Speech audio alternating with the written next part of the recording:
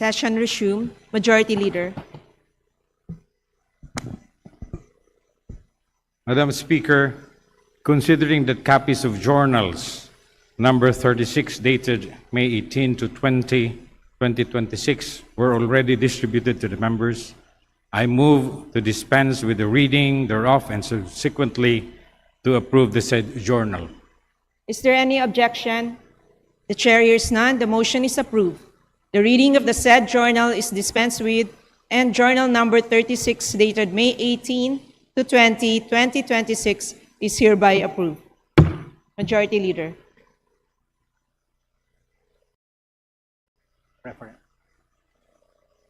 Madam Speaker, I move that we proceed with the additional reference of business and request that the Secretary General be directed to read the titles of bills and resolutions on first reading, as well as communications and committee reports. Is there any objection? The Chair hears none. The motion is approved. The Secretary General is directed to read the titles of bills and resolutions on first reading, as well as communications and committee reports for referral to the appropriate committees. Additional reference of business. Bills on first reading. House Bill 9347, an act establishing senior citizen residential care homes in every region of the Philippines, providing for their functions, funding, and for other purposes, by Representative Baronda. To the Committee on Senior Citizens. House Bill 9349, an act providing for the Magna Carta of Residential Utility Consumers, by Representative Bocobo. To the Committee on Trade and Industry. House Bill 9350, an act recognizing the right of patients to designate a healthcare agent through a healthcare proxy, promoting advanced care planning, and providing for supported healthcare decision-making in the healthcare system, by Representative Swansing Bella Vanessa. To the Committee on Health. House Bill numbers 9351, 9354, and 9355, declaring certain roads in Cagayan de Oro City and Iligan City international roads, by Representative Regencia. To the Committee on Public Works and Highways. House Bill numbers 9352, 9353, 9356, and 9357, converting certain roads in Iligan City into a national road and appropriating funds therefore, by Representative Regencia. To the Committee on Public Works and Highways. House Bill 9359, an act providing for the Magna Carta of Waste Workers, by Representative Mendoza. To the Committee on Labor and Employment.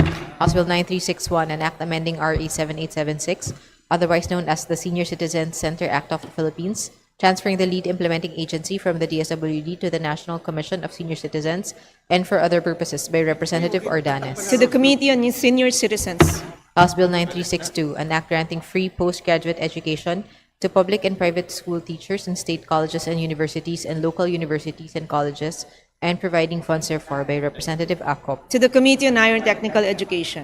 House Bill 9363, an act granting free tertiary agricultural education and other related courses to all dependent children of qualified indigent farmers, providing funds therefore and for other purposes, by Representative Acop. To the Committee on Higher and Technical Education. House Bill 9364, an act establishing the Anti-Stunting Action Plan Council in the Philippines, defining its powers and functions, appropriating funds therefore and for other purposes, by Representative Acop. To the Committee on Health. House Bill 9365, an act establishing a forensic DNA database in the Philippines, appropriating funds therefore and for other purposes, by Representative Acop. To the Committee on Public Order and Safety.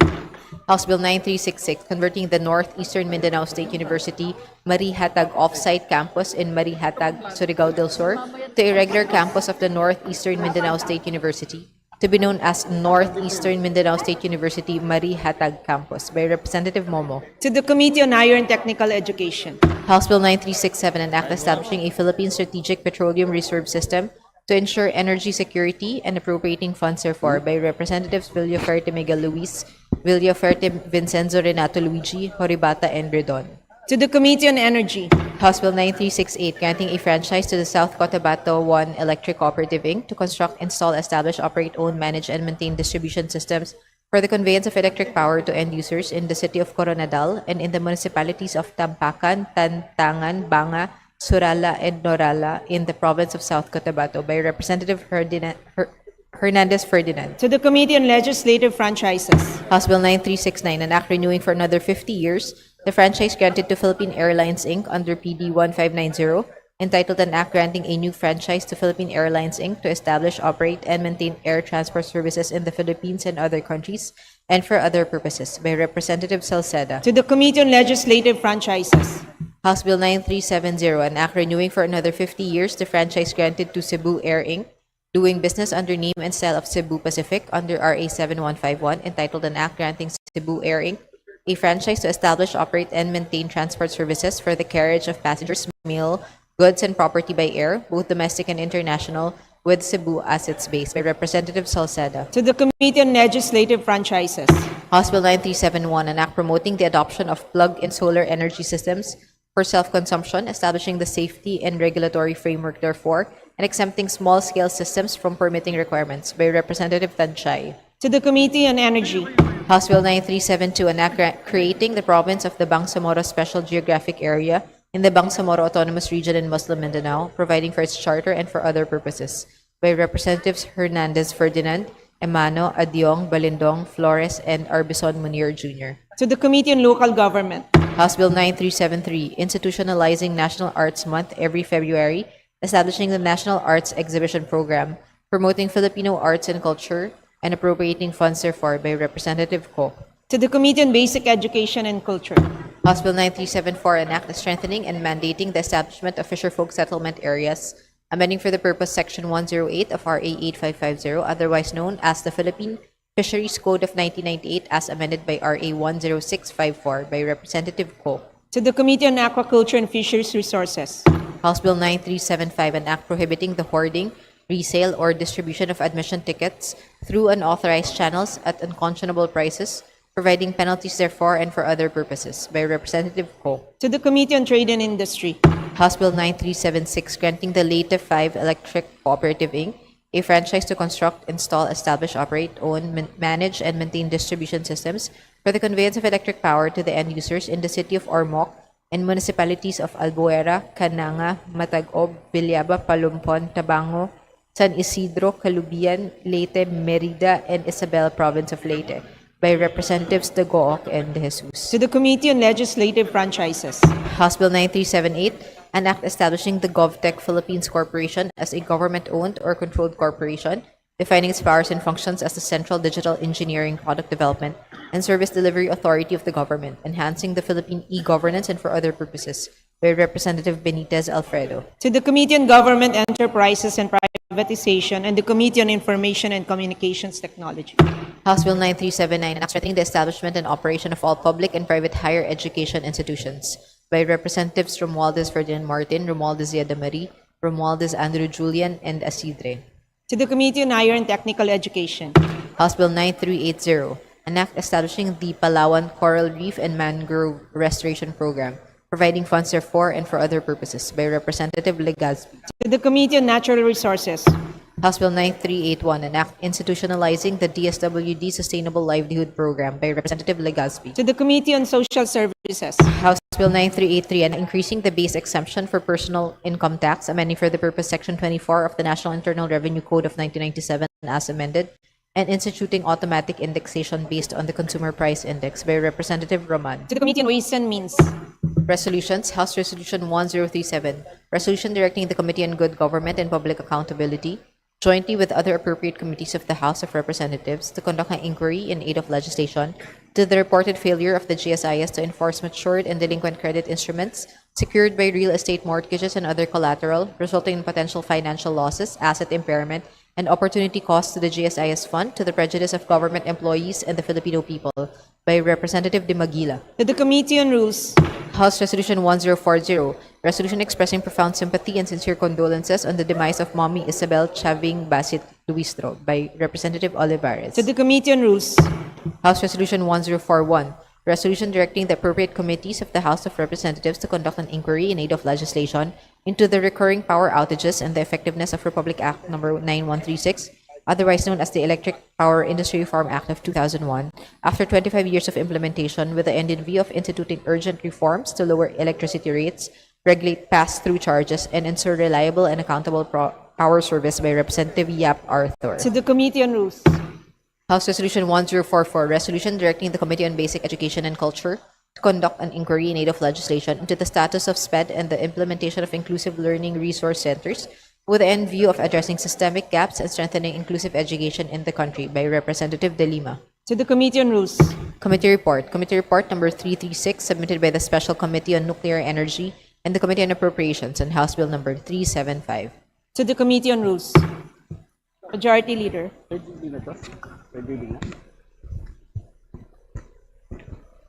Madam Speaker, I move to suspend session for a few minutes. Session suspended.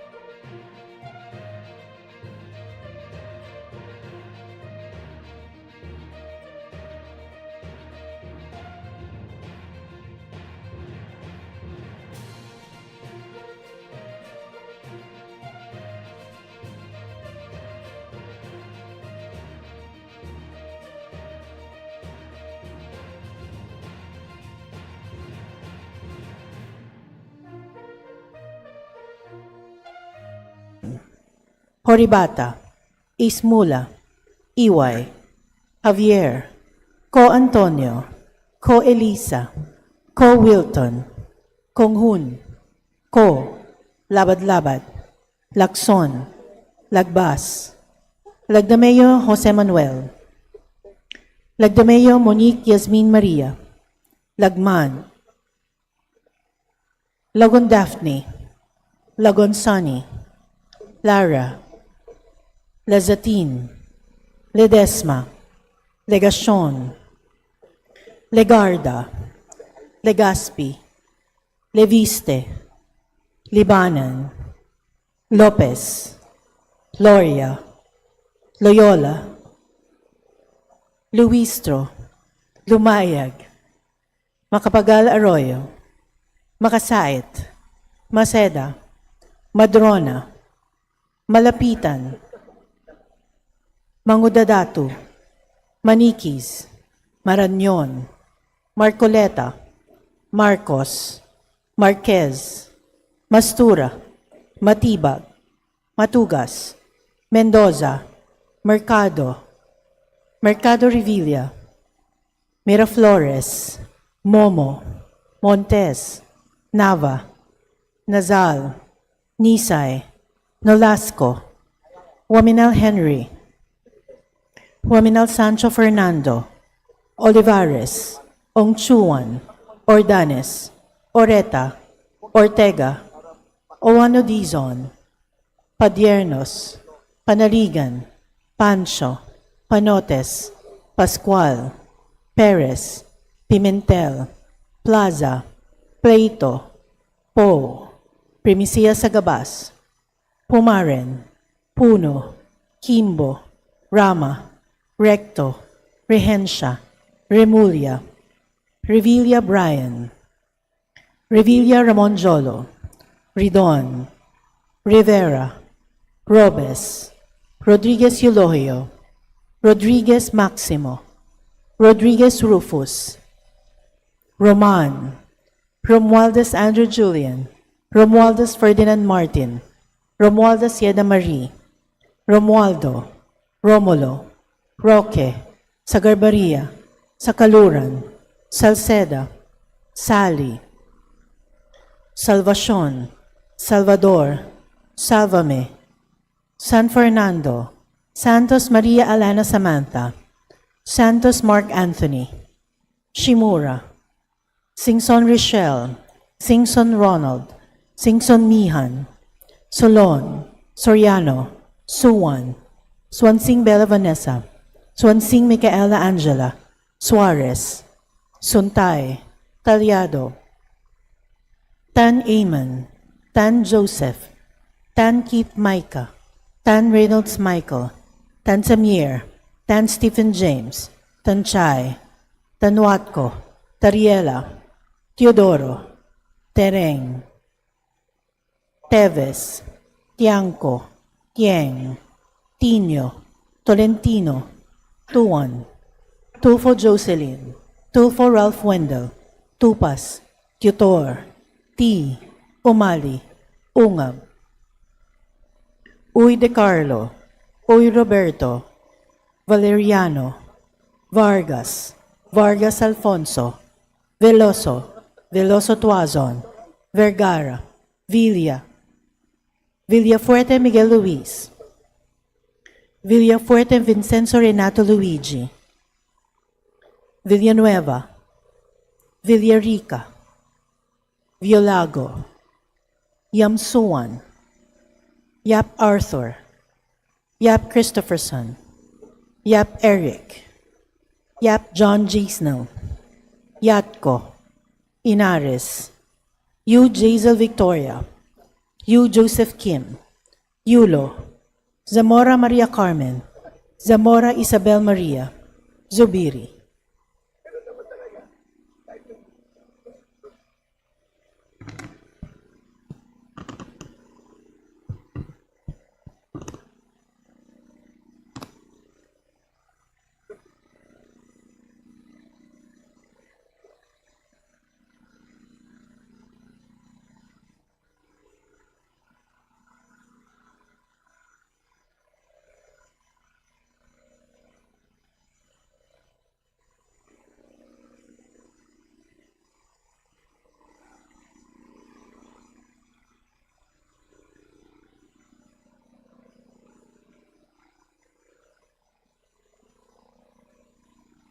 Second call of members in consideration on third reading of House Bills number 122, 494, 611, 671, 685, 688, 936, 982, 1049, 1069, 1076, 1278, 1414, 1540, 1695, 2053, 2224, 2658, 2939, 2953, 3273, 3572, 3717, 6433, 7030, and 9216. Abante, Advincula, Agarao, Alano, Almario Chino Miguel, Alvarez Mercedes, Amatong, Ang, Arenas,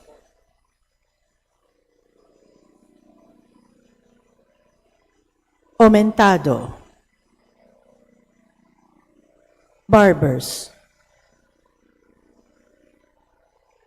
Baskug,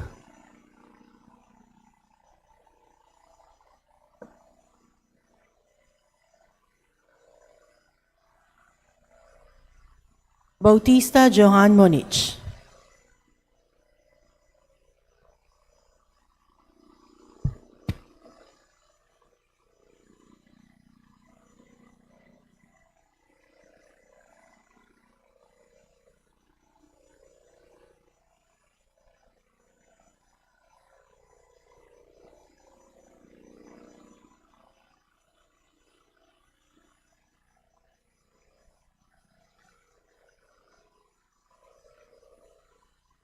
Benitez Alfredo, Benitez Javier Miguel, Biron, Chan Jan Franz Norbert Joselito Almario, Chuatay,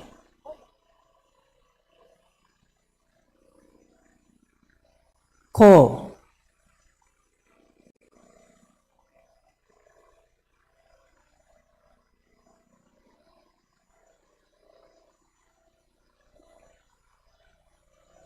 Corvera, Kuwa,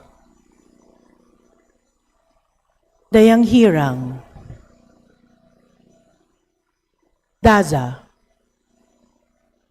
De Jesus, De Venecia, De Gamo, De Los Santos, Dimaporo City Amina, Duterte Harold James,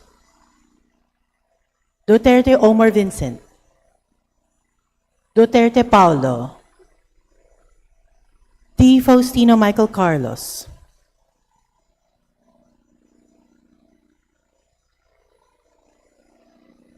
D. Ian Paul, Elago, Ferrer Jeffrey,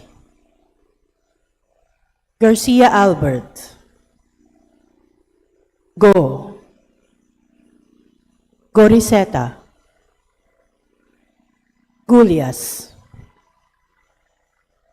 Hernandez Cherise Ann, Hernandez Dennis, Hernandez Ferdinand, Horibata, Ismula, Iway, Labad-Labad, Lacson, Lagman, Ledesma,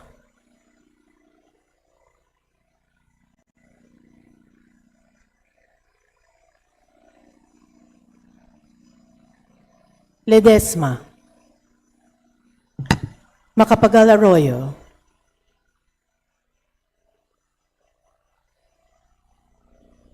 Mangudadatu, Marcoleta, Marquez, Mendoza, Mercado Revilla, Nazal,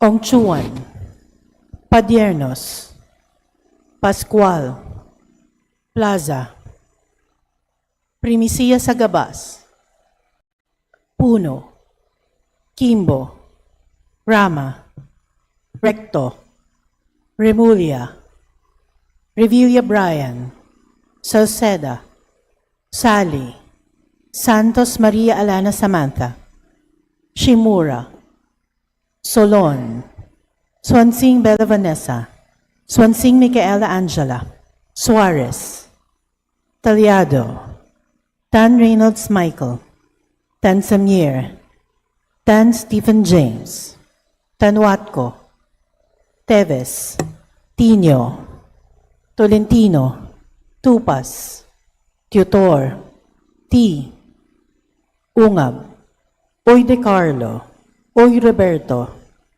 Veloso Tuazon, Villa, Villafuerte Miguel Luis, Villafuerte Vincenzo Renato Luigi, Villanueva, Violago, Yap Christopherson, Zamora Maria Carmen.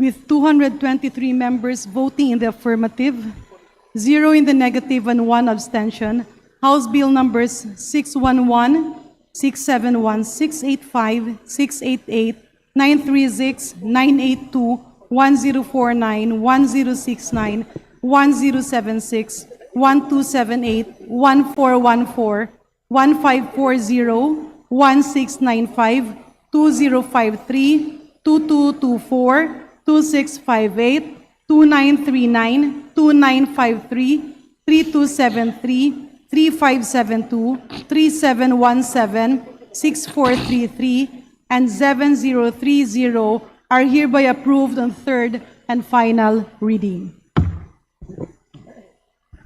With 218 members voting in the affirmative, 4 in the negative, and 2 abstentions, House Bill 9216 is hereby approved on third and final reading. With 224 members voting in the affirmative, 0 in the negative, and 1 abstention, House Bill numbers 122 and 494 are hereby approved on third and final reading. Majority Leader. Madam Speaker, before we proceed, may I request that we acknowledge the guest of the Honorable Florabel Siyatko of Nanay Party List. They are the barangay captains from the municipality of Arayat, province of Pampanga, namely Jerry B. Guese, Froilan M. Soriano, Alfredo S. Taboso III, Julito V. Trinidad, Hiherson C. Tino, Gloria P. Buan, Andres G. De Ala, Richard P. Luriz, Alfredo M. Zonza, Elvis P. Calma, Ferdinand B. Castro, Jaime K. Gatchalian, Rizal V. Lumbang, Joseph C. Sison, Gerson C. Samson, Chody A. Tuazon, and Emiliana Q. Tamura. To the guests of the Honorable Yatko from Party List Nanay, please rise to be acknowledged. Welcome to the House of the People. Majority Leader. Madam Speaker, may I also request that we acknowledge the guest of the Honorable Laila M. De Lima of Mamamayan Liberal Party List. They are from Oceana, Von Hernandez, Attorney Maria Nica Andrea Oquillas, May Chato, Jositita Sierra, Christine Dar Cicada, Shara Zombrano, and from the National Anti-Poverty Commission and Pambansang Katipunan ng mga samahan sa kanayunan, Restituto del Rosario and Rodolfo Rondon. To the various fisher folk organizations and groups, Oceana, the National Anti-Poverty Commission and Pambansang Katipunan ng mga samahan sa kanayunan, the guest of the Senior Deputy Minority Leader, our former Secretary of Justice, Honorable Laila De Lima, maraming salamat sa inyong pagdalo. Kami ay inspirado sa inyong presensya. Maraming salamat and welcome to the House of the People. Majority Leader.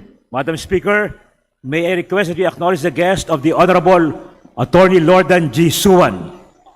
They are from the Right to Know, Right Now Coalition, Attorney Nepomuceno Malaluan, Joy Chavez, Malu Mangahas, Nadine Agustin, Patrick Akupan, Jillian Roque, Ani Enriquez Heron, Marcelino Decena, Timothy Salomon, AJ Montesa, Eunice Danilon, and Danny Nepomuceno. And from the Presidential Communications Office, FOI Program Management Office, Attorney Danica Orculio, Krisha KZ Avehar, Attorney Kate Nerpio, Ms. Jaya Ilustrisimo, and Ms. Cristina Laurio. To the guests of the Honorable Lordan Suwan, the Right to Know Right Now Coalition, headed by our co-convener, Attorney Nepomuceno Malaluan, please rise to be acknowledged.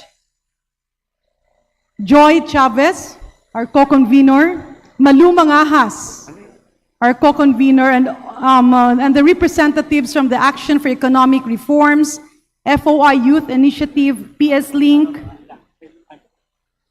and the other NGOs, Makati Business Club and the People's Budget Coalition, together with Marcelino De Sena, and of course, the officials from the Presidential Communications Office. Maraming salamat sa inyong pagdalo. Napaka-importante at napakahalaga ng ambag nyo sa sambayanang Pilipino. Welcome to the House of the People. Majority Leader. Madam Speaker, I move to recognize Representative Rene Co for her manifestation. The Honorable Rene Co of Party List Kabataan is hereby recognized. Madam Speaker, just on the bills that was recently announced, House Bill 9216, this representation would like to manifest that they vote no, and we would like to submit a written explanation of our vote. Thank you, Madam Speaker. The manifestation of the Honorable Rene Co is hereby noted. Majority Leader. Madam Speaker, I move now that we recognize Representative Ilago for her manifestation. The Honorable Sarah Jane Ilago of Party List Gabriela is hereby recognized.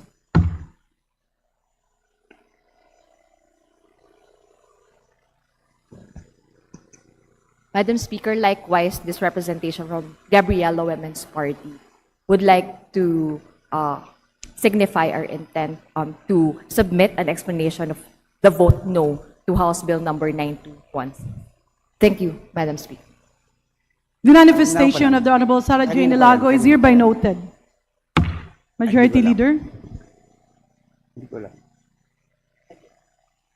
Madam Speaker, I move that we consider on third reading various local bills under the cluster of electric cooperatives, particularly House Bill number 9002, 9003, House Bill number 9004, House Bill 9005, and pursuant to our rules of the House.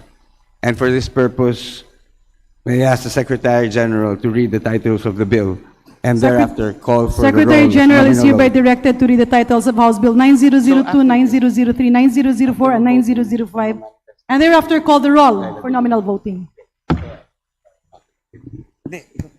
House Bill number 9002, an act granting a legislative franchise to Camarines Sur 2 Electric Cooperative Inc., Casureco 2, to construct, install, establish, operate, own, manage, and maintain a distribution system for the conveyance of electric power to the end users in the city of Naga and municipalities of Bombon, Calabanga, Canaman, Magarao, Milaor, Manabalak, Pili, Siruma, and Tinambak, Province of Camarines Sur.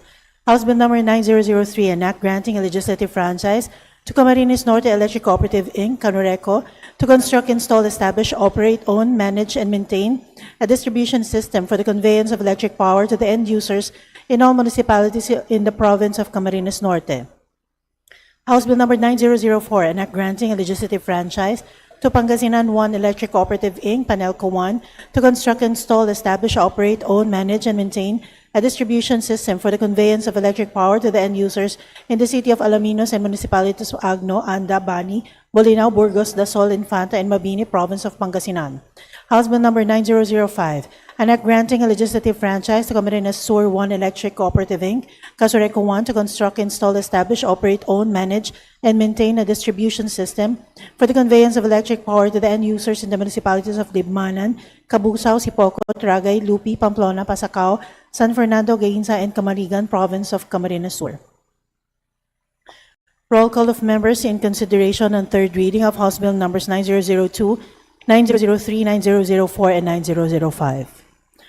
Abalos, Sabante, Asidre, Aco, Pacosta, Adyong, Advincola, Agarao, Agyao, Alano, Alba, Albano, Almario Chino Miguel, Almario Dennis, Almonte, Alvarez Jose, Alvarez Mercedes, Amante, Amatong, Angara, Angeles, Aquino, Aquino Magsaysay, Arbison Munir Jr., Arenas, Arrogancia, Asistio, Ataide, Aumentado, Ayon, Bagao, Balindong, Banyas Nograles, Bangkoro, Barba, Barbers, Baronda, Barsaga, Bascug, Bautista Claude, Bautista Joan Monich, Bautista Lim, Beltran, Benitez Alfredo, Benitez Javier Miguel, Bernos Ching, Bernos JB, Biron, Bocobo, Bolivia, Bondok, Briones, Bullet Begtang, Cagas, Calderon, Calixto, Cawagdan, Cari, Castro, Caiton, Celeste, Sendanya, Senisa, Chan Jan Franz Norberto Silito Almario, Chan Junard, Chua, Chuatay, Chungalao,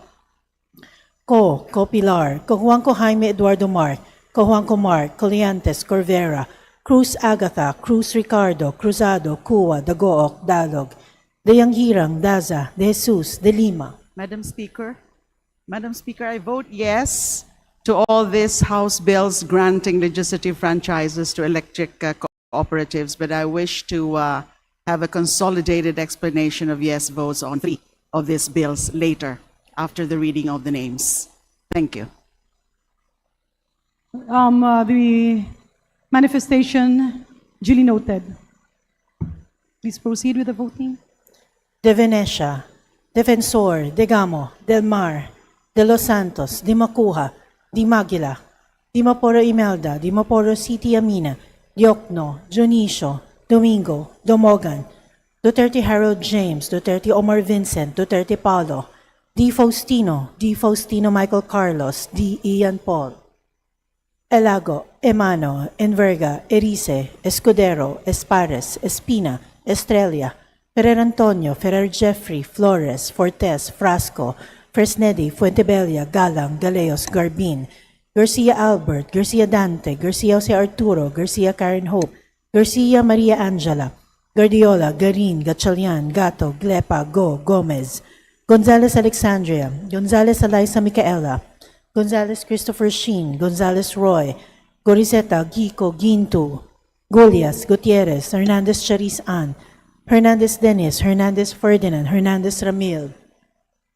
Hofer Hasim, Horibata, Ismula, Iway, Javier, Ko Antonio, Ko Elisa, Ko Wilton, Kong Hun, Ko, Labad-Labad, Lacson, Lagbas, Lagdameo Jose Manuel, Lagdameo Monique Yasmin Maria, Lagman, Lagon Daphne, Lagon Sani, Lara, Lazatin, Ledesma, Legacion, Legarda, Legaspi, Leviste, Libanan, Lopez, Loria, Loyola, Luistro, Lumayag, Macapagal Arroyo, Makasait, Maceda, Madrona, Malapitan, Mangudadatu, Maniquis, Marañon, Marcoleta, Marcos, Marquez, Mastura, Matibag, Matugas, Mendoza, Mercado, Mercado Revilla, Miraflores, Momo, Montez, Nava, Nazal, Nisay, Nolasco, Waminal Henry,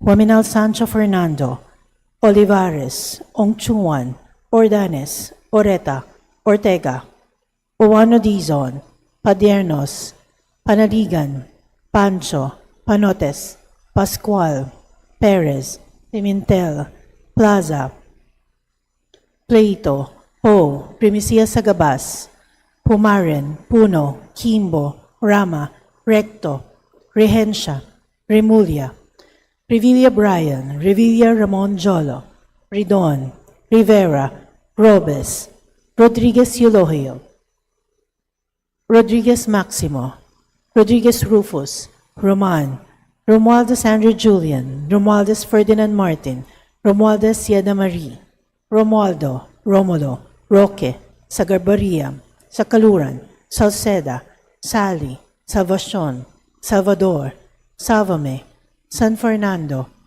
Santos Maria Alana Samantha, Santos Mark Anthony, Shimura, Singson Richelle, Singson Ronald, Singson Miham, Solon, Soriano, Suwan, Swansing Bella Vanessa, Swansing Micaela Angela, Suarez, Suntay, Taliado, Tan Amon, Tan Joseph, Tan Keith Micah, Tan Reynolds Michael, Tan Samir, Tan Stephen James, Tan Chay, Tan Watco, Tariela, Teodoro, Tereng, Teves, Tiangco, Tieng, Tino, Tolentino, Tuan, Tufo Jocelyn, Tufo Ralph Wendell, Tupas, Tutor, T, Umali, Ungab, Uy De Carlo, Uy Roberto, Valeriano, Vargas, Vargas Alfonso, Veloso, Veloso Tuazon, Vergara, Villa, Villafuerte Miguel Luis, Villafuerte Vincenzo Renato Luigi, Villanueva, Villarica, Violago, Yamsuan, Yap Arthur, Yap Christopherson, Yap Eric, Yap John Gisnam, Yatko, Inares, Hugh Jazel Victoria, Hugh Joseph Kim, Yulo, Zamora Maria Carmen, Zamora Isabel Maria, Zubiri. Madam Speaker, may I be recognized? Well, after the second call for nominal voting. Oh, okay. Thank you. Thank you very much. Secretary General, please proceed with the second round of voting. Second call of members in consideration of House Bill numbers 9002, 9003, 9004, and 9005. Abante, Advincola, Agarao, Alano, Almario Chino Miguel, Alvarez Mercedes, Amatong, Arenas, Aumentado, Barbers, Bascug, Benitez Alfredo, Benitez Javier Miguel, Biron, Chan Jan Franz Norberto Silito Almario, Co, Corvera, Kua, Dayang Hirang, Daza, De Jesus, De Venecia, Tegamo, De Los Santos, Dimoporo City Amina, Duterte Harold James, Duterte Omar Vincent, Duterte Paulo, D. Faustino Michael Carlos, D. Ian Paul, Elago, Ferrer Jeffrey, Garcia Albert, Go, Gulias, Hernandez Charisan, Hernandez Dennis, Oribata, Iway, Labad-Labad, Lacson, Lagman, Ledesma, Magudadatu, Marcoleta, Mendoza, Mercado Revilla, Nazal, Ongchuan, Padiernos, Pascual, Plaza, Primicia Sagabas, Puno, Kimbo, Recto, Remulia, Revilla Brian, Salceda, Sally, Santos Maria Alana Samantha, Shimura, Solon, Swansing Vela Vanessa, Swansing Micaela Angela, Suarez, Taliado, Tan Reynolds Michael, Tan Samir, Tan Stephen James, Teves, Tino, Tolentino, Tupas, Tutor, T. Ungab, Uy De Carlo, Uy Roberto, Veloso Tuazon, Villa, Villanueva, Violago, Yap Christopherson, Zamora Maria Carmen.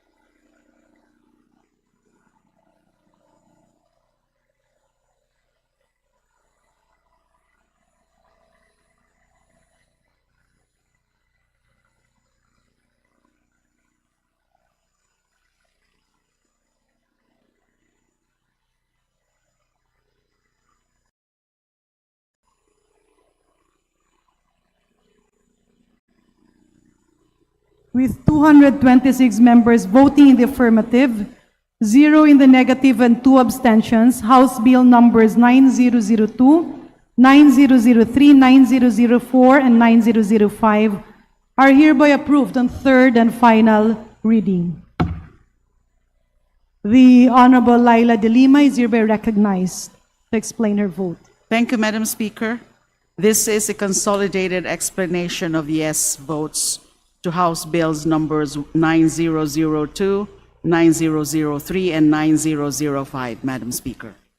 These three bills granted legislative franchises to three essential electric cooperatives that are the lifeblood of some areas in the Bicol region. Camarines Sur 2 Electric Cooperative or Casureco 2, Camarines Norte Electric Cooperative Canureco, and Camarines Sur 1 Electric Cooperative Casureco 1, respectively. So these are House Bills numbers 9002, 9003, and 9005, respectively. Electricity is far more than a utility service. It is the spark that ignites possibility, the current that powers dreams. As a Bicolana born and raised in this region, I have witnessed firsthand how reliable electricity transforms lives. Sa ating mga liblib na komunidad at lumalaking barangay, ang kuryente ay hindi lamang kaginhawahan. It is a catalyst for economic growth, improved quality of life, and boundless opportunity. I recognize with absolute certainty or clarity that accessible, dependable power service is the essential bedrock upon which all genuine progress is built. Each of these three electric cooperatives achieved milestones in barangay electrification within their respective service areas.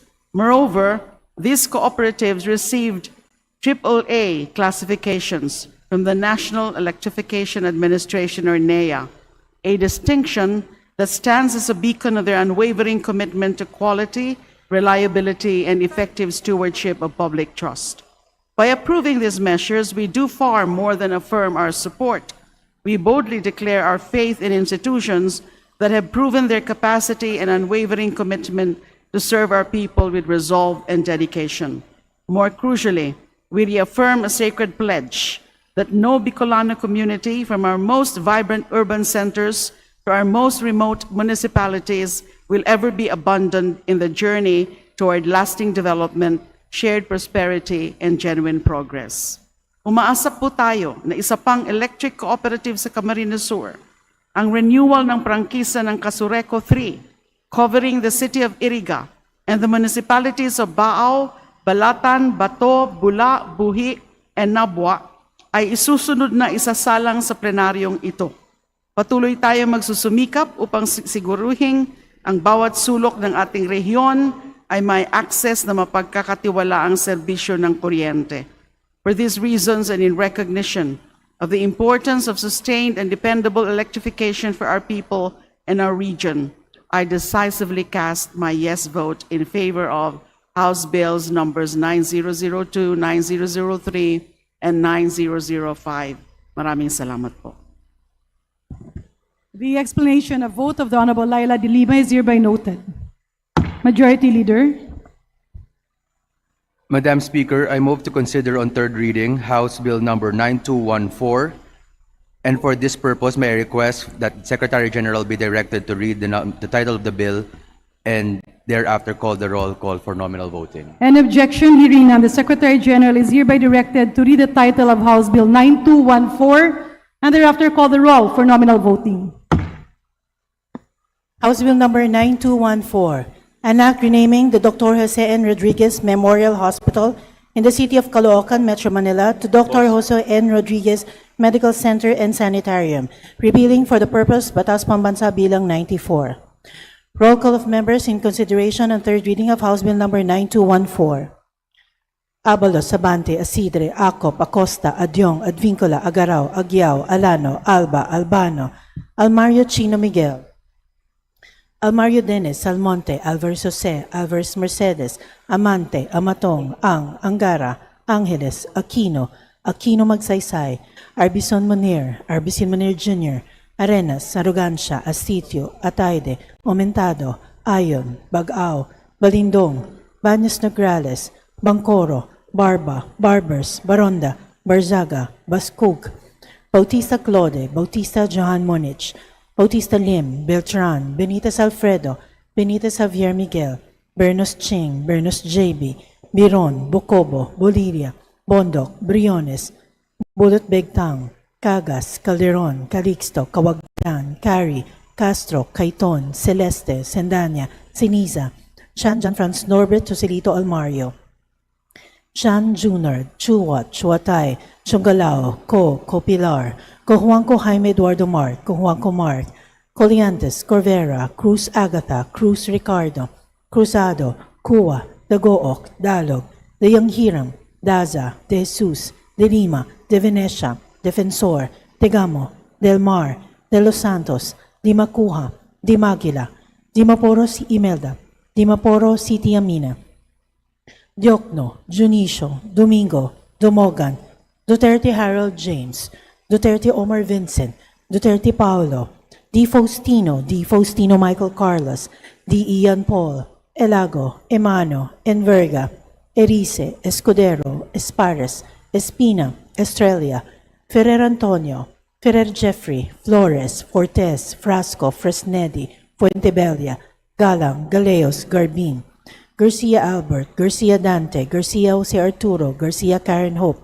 Garcia Maria Angela, Guardiola, Garin, Gatchalian, Gato, Glepa, Gomez, Gonzalez Alexandria, Gonzalez Eliza Micaela, Gonzalez Christopher Sheen, Gonzalez Roy, Goriseta, Kiko, Gintu, Gulias, Gutierrez, Hernandez Cherise Ann, Hernandez Dennis, Hernandez Ferdinand, Hernandez Ramil, Hofer Hasim, Horibata, Ismula, Iway, Javier, Ko Antonio, Ko Eliza, Ko Wilton, Kong Hun, Ko, Labad-Labad, Lacson, Lagbas, Lagdameo Jose Manuel, Lagdameo Monique Yasmin Maria, Lagman, Lagon Daphne, Lagon Sani, Lara, Lazatin, Ledesma, Legacion, Legarda, Legaspi, Leviste, Libanan, Lopez, Loria, Loyola, Luistro, Dumayag, Macapagal Arroyo, Makasait, Maceda, Madrona, Malapitan, Mangudadatu, Maniquis, Marñon, Marcoleta, Marcos, Marquez, Mastura, Matibag, Matugas, Mendoza, Mercado, Mercado Revilla, Miraflores, Momo, Montes, Nava, Nazal, Nisay, Nolasco, Juaminal Henry, Juaminal Sancho Fernando, Olivares, Ongchungan, Ordanes, Oreta, Ortega, Owano Dizon, Padiernos, Pananigan, Pancho, Panotes, Pascual, Perez, Pimentel, Plaza, Plato, Po, Remisia Sagabas, Pumarin, Puno, Kimbo, Rama, Recto, Rehencia, Remulia, Revilla Brian, Revilla Ramon Jolo, Ridon, Rivera, Robes, Rodriguez Eulogio, Rodriguez Maximo, Rodriguez Rufus, Roman, Romualdez Andrew Julian, Romualdez Ferdinand Martin, Romualdez Siena Marie, Romualdo, Romulo, Roque, Sagarbaria, Sakaluran, Salceda, Sally, Salvacion, Salvador, Salvame, San Fernando, Santos Maria Alana Samantha, Santos Mark Anthony, Shemura, Singson Rochelle, Singson Ronald, Singson Mihan, Solon, Soriano, Suwan, Swansing Bella Vanessa, Swansing Micaela Angela, Suarez, Suntay, Taliado, Tan Eamon, Tan Joseph, Tan Keith Michael, Tan Reynolds Michael, Tan Samir, Tan Stephen James, Tan Chai, Tan Watco, Tariela, Teodoro, Tereng, Teves, Tiangco, Tieng, Tino, Tolentino, Tuan, Tulfo Jocelyn, Tulfo Ralph Wendell, Tupas, Tutor, T, Umali, Ungam, Uy Decardo, Uy Roberto, Valeriano, Vargas, Vargas Alfonso, Veloso, Veloso Tuazon, Vergara, Villa, Villafuerte Miguel Luis, Villafuerte Vincenzo Renato Luigi, Villanueva, Villarica, Violago, Yam Suwan, Yap Arthur, Yap Christopherson, Yap Eric, Yap John G. Snub, Yatko, Inares, Yu Jazel Victoria, Yu Joseph Kim, Yulo, Zamora Maria Carmen, Zamora Isabel Maria, Zubiri.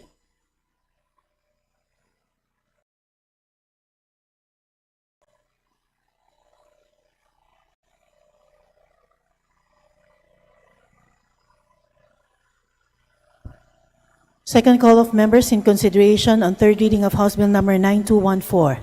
Abante, Advincula, Agarao, Alano, Almario, Chino Miguel, Alvarez, Mercedes, Amatong, Arenas, Aumentado, Barbers, Bascook, Benitez Alfredo, Benitez Javier Miguel, Biron, Chan, Jan, Franz, Norbert, Tosilito, Almario, Corvera, Cuwa, De Yanghirang, Daza, De Jesus, De Venecia, De Gamo, De Los Santos, Dimaporo City Amina, Duterte Harold James, Duterte Omar Vincent, Duterte Paulo, D. Faustino Michael Carlos, D. Ian Paul, Ferrer Jeffrey, Garcia Albert, Go Gulias, Hernandez Charisan, Hernandez Dennis, Oribata, Iway, Labad-Labad, Lacson, Ledesma, Magundadato, Marcoleta, Mendoza, Mercado Revilla, Nazal, Longchuan, Padiernos, Pascual, Plaza, Primicia Sagabas, Puno, Kimbo, Rector, Remulia, Revilla, Brian, Salceda, Sally, Santos Maria Elena Samantha Shimura Solon, Swansing Bella Vanessa, Swanting Micaela Angela Suarez Taliado, Tan Reynolds Michael, Tan Samir, Tan Stephen James, Teves, Tolentino, Tupas, Tutor, T. Ungab, Uy De Carlo, Uy Roberto, Veloso Tuazon, Villa, Villanueva, Violago, Yap Christopherson, Zamora Maria Carmen.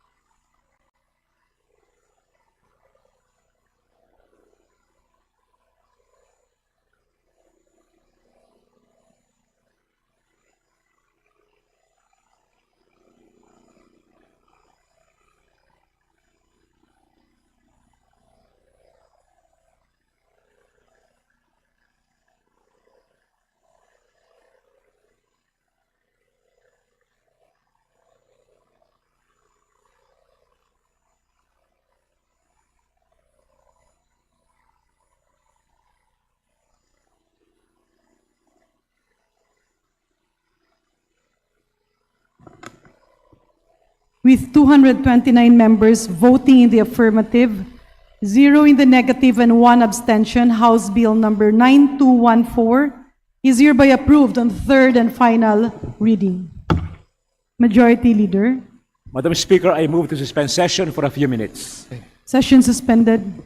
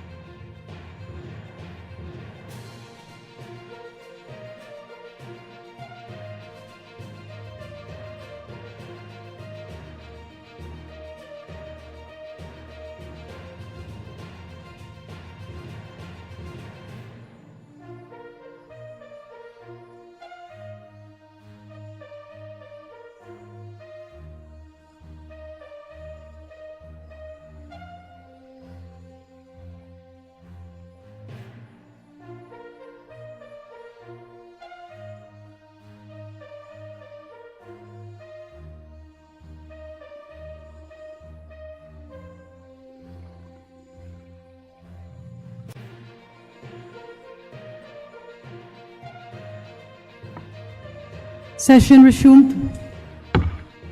Madam Speaker, parliamentary inquiry. What's the parliamentary inquiry of the Honorable Pinio? Madam Speaker, may I know may I ask if this is in relation to Republic Act, House to House Bill. Bill 9216. This is an act declaring September 11 of every year a special non-working holiday in the province of Ilocos Norte in commemoration of the birth anniversary of former President Ferdinand Edralin Marcos, to be known as President Ferdinand Edralin Marcos Day. May I ask if my vote was recorded as a yes vote? Per the Secretary General, your vote was not recorded as a yes vote.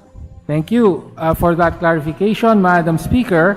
For the record, my vote is a no, and I am happy that that clarification was made. Thank you, Madam Speaker. Duly noted, Majority Leader. Madam Speaker, I move that we vote on third reading on House Bill number 8392, and for this purpose, may I request that the Secretary General be directed to read the title of the bill and thereafter call the roll for nominal voting. The Secretary General, any objection?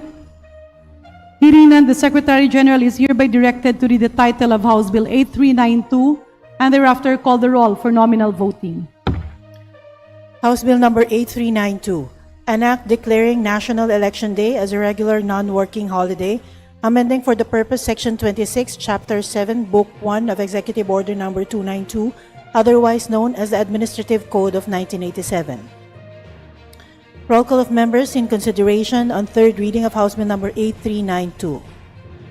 Abalos, Sabante, Asidre, Acop, Acosta, Adyong, Advincola, Agarao, Aguiao, Alano, Alba, Albano, Almario Chino Miguel, Almario Dennis, Almonte, Alvarez Jose, Alvarez Mercedes, Amante, Amatong, Angara, Angeles, Aquino, Aquino Magsaysay, Arbison Munir Jr., Arenas, Arrogancia, Asistio, Atayde, Aumentado, Ayon, Bagao, Balindong, Banyas Nograles, Bangkoro, Barba, Barbers, Baronda, Barsaga, Bascug, Bautista Claude, Bautista Johan Munich, Bautista Lim, Beltran, Benitez Alfredo, Benitez Javier Miguel, Bernos Ching, Bernos JB, Biron, Bocobo, Bolivia, Bondok, Briones, Bulot Begtang, Cagas, Calderon, Calixto, Kawagdan, Cary, Castro, Caiton, Celeste, Senanya, Ceniza, Chan, Jan, Franz Norberto, Silito Almario, Chan Junior, Chua, Chuatay, Chungalao, Pilar, Juanco Jaime Eduardo Mark, Juanco Mark, Coliantes, Corvera, Cruz Agata, Cruz Ricardo, Cruzado, Cua, Dagook, Dalog, Leang Hirang, Daza, De Jesus, De Lima, De Venecia, Defensor, De Gamo, Del Mar, De Los Santos, Di Macuja, Di Maguila, Di Maporo Imelda, Di Maporo City Amina, Diokno, Dionisio, Domingo, Dumogan, Duterte Harold James, Duterte Omar Vincent, Duterte Paolo, Di Faustino Michael Carlos, Di Ian Paul, Elago, Emano, Enverga, Erice, Escudero, Espares, Espina, Estrella, Ferrer Antonio, Ferrer Jeffrey, Flores, Fortes, Frasco, Fresnedi, Fuentebella, Galang, Galeos, Garbin, Garcia Albert, Garcia Dante, Garcia Jose Arturo, Garcia Karen Hope, Garcia Maria Angela, Guardiola, Garin, Gatchalian, Gato, Glepa, Gomez, Gonzalez, Alexandria, Gonzalez, Eliza Micaela, Gonzalez, Christopher Sheen, Gonzalez, Roy, Goriseta, Gico, Gintu, Golias, Gutierrez, Hernandez, Charis Ann, Hernandez, Dennis, Hernandez, Ferdinand, Hernandez, Ramil, Hofer Rasim, Horibata, Ismula, Iway, Javier, Ko Antonio, Ko Elisa, Ko Wilton, Konghun, Ko, Labad-Labad, Lacson, Lagbas, Lagdameo Jose Manuel, Lagdameo Munique Yasmin Maria, Lagman, Lagon Daphne, Lagon Sani, Lara, Lazatin, Ledesma, Legacion, Legarda, Legaspi, Leviste, Libanan, Lopez, Loria, Loyola, Luistro, Lumayad, Macapagal Arroyo, Makasayat, Maceda, Madrona, Malapitan, Mangudadatu, Maniquis, Marañon, Marcoleta, Marcos, Marquez, Mastura, Matibag, Matugas, Mendoza, Mercado, Mercado Revilla, Miraflores, Momo, Montes, Nava, Nazal, Nisay, Nolasco, Waminal Henry, Waminal Sancho Fernando, Olivares, Ong Chuan, Ordenes, Oreta, Ortega, Oano Dizon, Padiernos, Panaligan, Pancho, Panotes, Pascual, Perez, Pimentel, Plaza, Plato, Po, Primicia Sagabas, Pumaren, Puno, Kimbo, Rama, Recto, Rehencia, Remulia, Revilla Brian, Revilla Ramon Jolo, Ridon, Rivera, Robes, Rodriguez Eulogio, Rodriguez Maximo, Rodriguez Rufus, Roman, Romualdez Andrew Julian, Romualdez Ferdinand Martin, Romualdez Sienda Marie, Romualdo, Romulo, Roque, Sagarbaria, Sakaluran, Salceda, Sally, Salvacion, Salvador, Salvame, San Fernando, Santos Maria Alana Samantha, Santos Mark Anthony, Shimura, Singson Richelle, Singson Ronald, Singson Mihan, Solon, Soriano, Suman, Swansing Bella Vanessa, Swansing Micaela Angela, Suarez, Suntay, Talyado, Tan Eamon, Tan Joseph, Tan Keith Micah, Tan Reynolds Michael, Tan Samir, Tan Stephen James, Tan Chay, Tan Watco, Tariela, Teodoro, Tereng, Teves, Tiangco, Tieng, Tiinyo, Tolentino, Tuan, Tufo Jocelyn, Tufo Ralph Wendell, Tupas, Tutor, T, Umali, Ungab, Uy De Carlo, Uy Roberto, Valeriano, Vargas, Vargas Alfonso, Veloso, Veloso Tuazon, Vergara, Villa, Villafuerte Miguel Luis, Villafuerte Vincenzo Renato Luigi, Villanueva, Villarica, Violago, Yamsuan, Yap Arthur, Yap Christopherson, Yap Eric, Yap John Gisna, Yatko, Inares, Yu Jazel Victoria, Yu Joseph Kim, Yulo, Zamora Maria Carmen, Zamora Isabel Maria Zubiri.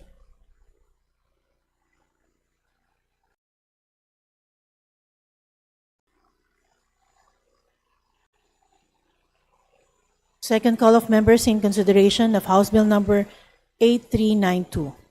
Abante, Advincula, Agaraw, Alano, Almario, Chino, Miguel, Alvarez, Mercedes, Amatong, Arenas, Aumentado, Barbers, Bascug, Benitez Alfredo, Benitez Javier Miguel, Biron, Chan, John Franz, Norberto Silito, Almario, Corvera, Cuwa, Dayang Hirang, Daza de Jesus de Venecia, Digamo de los Santos, Limapuro City, Amina, Duterte Harold James, Duterte Omar Vincent, Duterte Paulo, D. Faustino Michael Carlos, D. Ian Paul, Ferrer Jeffrey, Garcia Albert, Go, Gulias, Hernandez Charisan, Hernandez Dennis, Oribata, EY, Labad-Labad, Lacson, Mangudadato, Marcoleta, Mendoza, Mercado Revilla, Nazal, Longchuan, Padiernos, Pascual, Plaza, Primicia Sagabas, Puno, Kimbo, Rector, Remulia, Revilla, Brian, Salceda, Sally, Santos, Maria Alana Samantha, Shimura, Solon, Swansing Bella Vanessa, Swansing Micaela Angela, Suarez, Talyado, Tan Reynolds Michael, Tan Samir, Tan Stephen James, Teves, Tonitino, Tupas, Tutor, T. Ungab, Uy De Carlo, Uy Roberto, Veloso Tuazon, Villa, Villanueva, Violago, Yap Christopherson, Zamora Maria Carmen.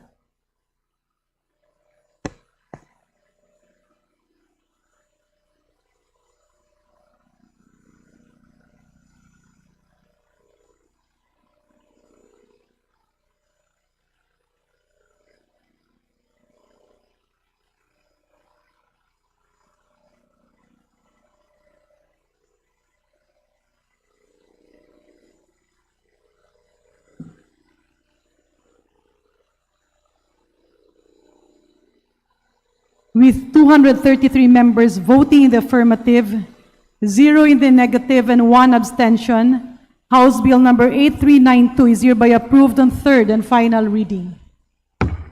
Majority Leader. Madam Speaker, I move that we vote on third reading on House Bill Number 8702. And for this purpose, may I request that the Secretary General be directed to read the title of the bill and thereafter to call the roll for nominal voting. Any objection? Hearing none, the Secretary General is hereby directed to read the title of House Bill 8702 and thereafter call the roll for nominal voting.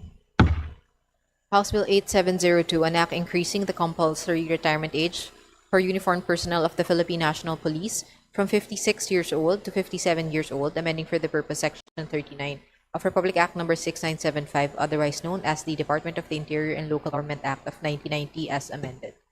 Roll call of members in consideration and third reading of House Bill Number 8702. Abalos, Abante, Asidre, Acop, Acosta, Adyong, Advincula, Agaraw, Agyao, Alano, Alba, Albano, Almario Chino Miguel, Almario Dennis, Almonte, Alvarez Jose, Alvarez Mercedes, Amante, Amatong, Angara, Angeles, Aquino, Aquino Magsaysay, Arbison Manir Jr., Arenas, Arrogancia, Asistio, Atayde, Aumentado, Ayon, Bagao, Balindong, Baños Nograles, Bangkoro, Barba, Barbers, Baronda, Barzaga, Bascug, Bautista Claudia, Bautista Johan Monich, Bautista Lim, Beltran, Benitez Alfredo, Benitez Javier Miguel, Bernos Ching, Bernos JB, Beron, Bocobo, Bolilla, Bondok, Briones, Bulut Bigtang, Cagas Calderon, Calixto Cawagdan, Cari, Castro, Kaiton, Celeste, Sandanya, Siniza, Chan Jan, Franz, Norbert, Joselito Almario, Chan Junard, Chua, Chuatay, Chungalaw, Ko Pilar, Coangco Jaime Eduardo Mark, Coangco Mark, Poliantes, Corvera, Cruz Agatha, Cruz Ricardo, Cruzado, Cua, de Gook, Dalog de Anghirang, Daza de Jesus de Lima de Venecia Defensor, de Gamo del Mar de Los Santos de Macua, de Maguila, de Maporo Emelda, de Maporo Sitiamina, Yokna Janicia, Domingo, Dumogan, Duterte Harold James, Duterte Umar Vincent, Duterte Paulo, D. Faustino Michael Carlos, D. Ian Paul Elago, Emano Enverga, Erisa Escudero, Espares Espina, Estrella Ferrer, Antonio Ferrer, Jeffrey, Flores Fortes, Frasco Fresnedi, Fentebella Galang, Galeos Garbin, Garcia Albert, Garcia Dante, Garcia Jose Arturo, Garcia Karen Hope, Garcia Maria Angela, Guardiola, Garin, Gatchalian, Gato, Glepa, Go, Gomez, Gonzalez, Alexandria, Gonzalez, Eliza Micaela, Gonzalez, Christopher Sheen, Gonzalez, Roy, Goriseta, Guico, Ginto, Gules, Gutierrez, Hernandez, Charis, Ann, Hernandez, Dennis, Hernandez, Ferdinand, Hernandez, Remil, Hofer, Hasim, Horibata, Ismula, EY, Javier, Ko Antonio, Ko Elisa, Ko Wilton, Kong Hun, Ko, Labad-Labad, Lacson, Lagbas, Lagdameo, Jose Manuel, Lagdameo, Monique, Esmin, Maria, Lagman, Lagon, Daphne, Lagon, Sunny, Lara, Lezatin, Ledesma, Legacion, Legarda, Legazpi, Levista, Lebanon, Lopez, Loria, Loyola, Luistro, Lumayag, Makapagal, Arroyo, Makasait, Masada, Madrona, Malapitan, Mangudadatu, Maniquis, Marañon, Marcoleta, Marcos, Marquez, Mastura, Matibag, Matugas, Mendoza,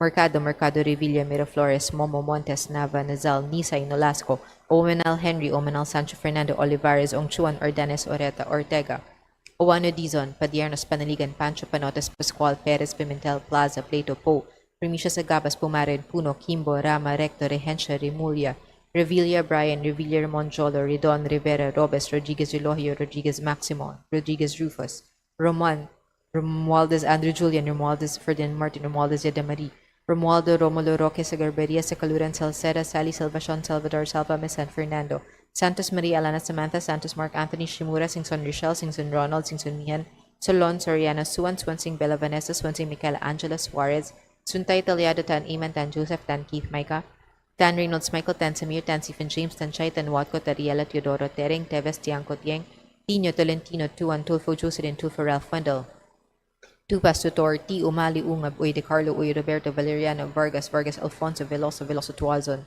Vergara, Villaferte, Miguel, Luis, Villaferte, Vincenzo, Renato, Luigi, Villanueva, Villarica, Villago, Yam Suan, Yap Arthur, Yap Christopherson, Yap Eric, Yap John Chisnell, Yatco, Inares, U. Zel Victoria, U. Joseph Kim, Yulo, Zamora Maria Carmen, Zamora Isabel Maria Zubiri.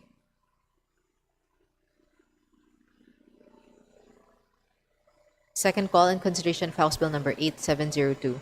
Abante, Advincula, Agarao, Alano, Almario Chino Miguel, Alvarez Mercedes, Amatong, Arenas, Aumentado, Barbers, Bascub, Benitez Alfredo, Benitez Javier Miguel, Biron, Chan Jan Franz Norbert Joselito, Corvera, Hua, De Anghirang, Daza, De Jesus, De Venecia, De Gamo, De Los Santos, De Maporo Sitiamina, Duterte Harold James, Duterte Omar Vincent, Duterte Paulo, D. Faustino Michael Carlos, D. Ian Paul, Ferrer Jeffrey, Garcia Albert, Go, Julias, Hernandez Charis Ann, Hernandez Dennis, Horibata, EY, Labad-Labad, Lacson, Mangudadatu, Marcoleta, Mendoza, Mercado Revilla, Nazal, Ongchuan, Padiernos, Pascual, Plaza, Primicias Agabas, Puno, Kimbo, Recto, Remulia, Revilla Brian, Salceda,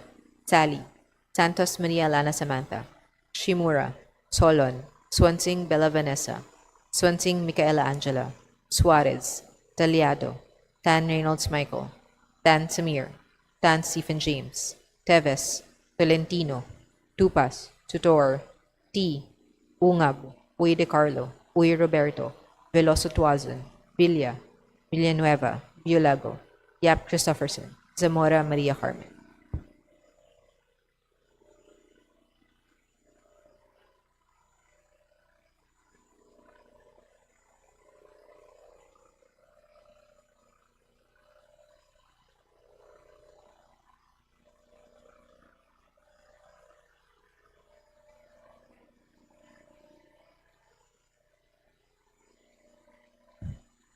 with 233 members voting in the affirmative, 0 in the negative, and 1 abstention, House Bill number 8702 is hereby approved on third and final reading. Majority Leader. Madam Speaker, I move to suspend session for a few minutes. Session suspended.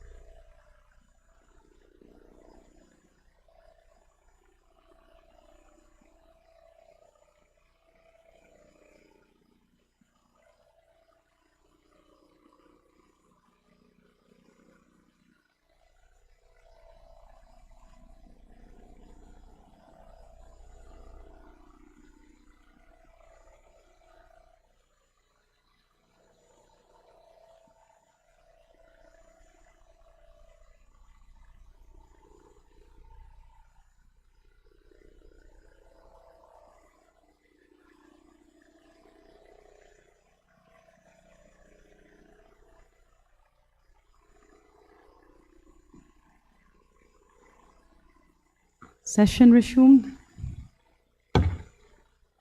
Majority Leader. Madam Speaker, in accordance with our rules governing inquiries in aid of legislation, I move to refer the following House resolutions to the appropriate committees.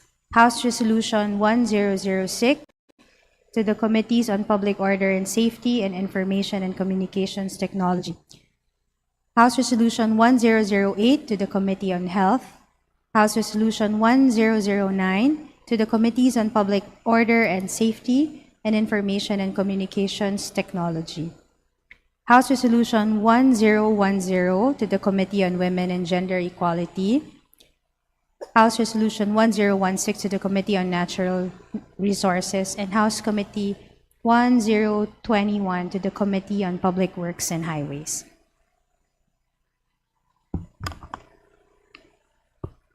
Any objection? Hearing none, the motion is carried. Majority Leader. Madam Speaker, pursuant to our rules governing inquiries in aid of legislation, I move to refer the following speeches delivered on May 18, 2026 to the appropriate committees. Representative Abante to the Committee on Energy, Representative Dagook to the Committees on Energy and Legislative Franchises, Representative Yap to the Committee on Energy, Representative Elago to the Committee on Aquaculture and Fisheries Resources, Representative Poe to the Committee on Aquaculture and Fisheries Resources. Any objection? Hearing none, the motion is approved. Majority Leader. Madam Speaker, I move for the change of referral of the following measures. House Bill numbers 1987 and 9713 from the Committee on Civil Service and Professional Regulation to the Committees of Higher and Technical Education and Civil Service and Professional Regulation. House Bill numbers 7804 and 7945 from the Committee on Information and Communications Technology to the Committees on Public Information and Information and Communications Technology. House Bill number 9184 from the Committees on Tourism and Natural Resources to the Committee on Natural Resources.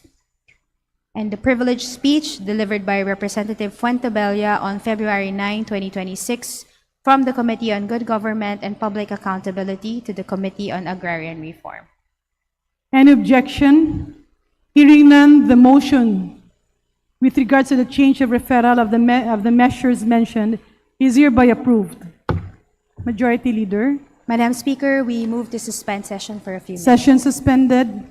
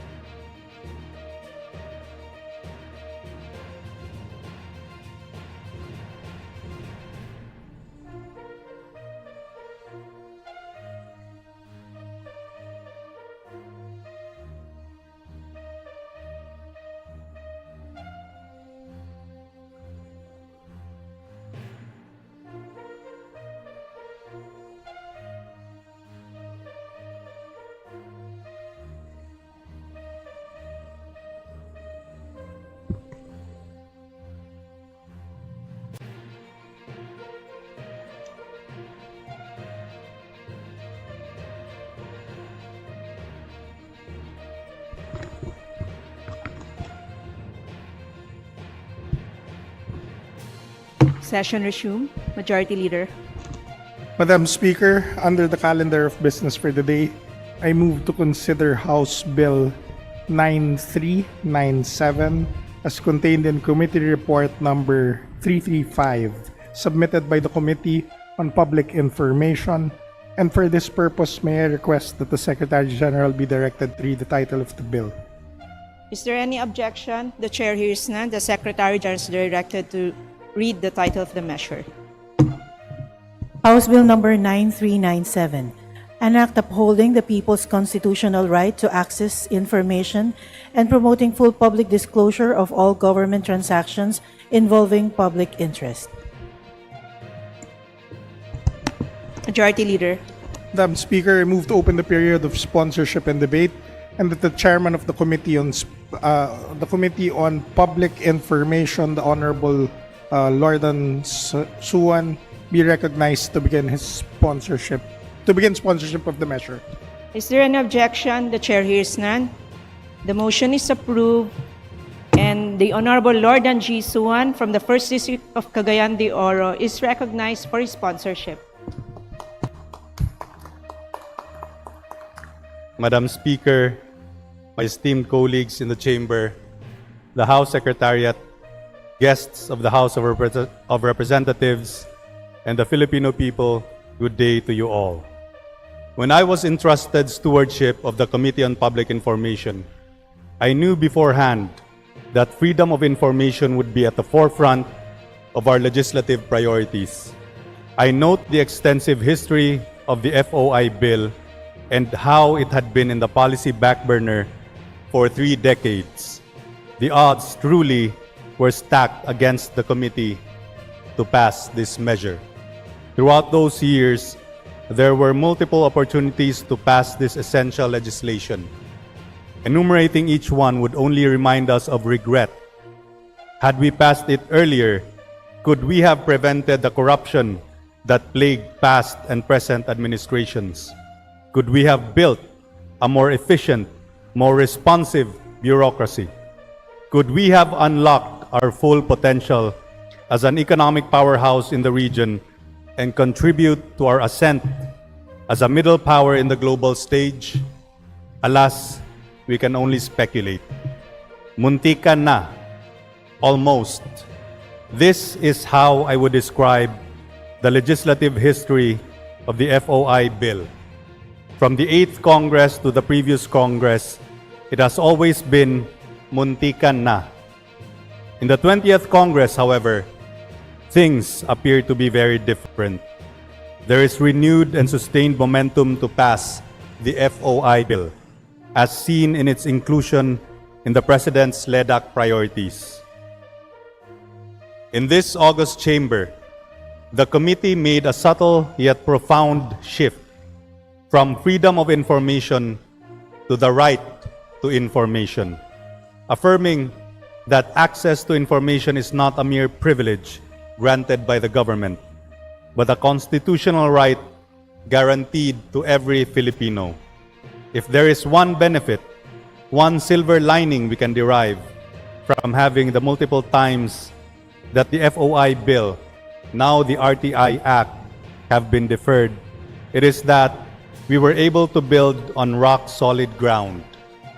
The proposed RTI Act is anchored on a simple but fundamental principle. In a democracy, government information belongs to the people.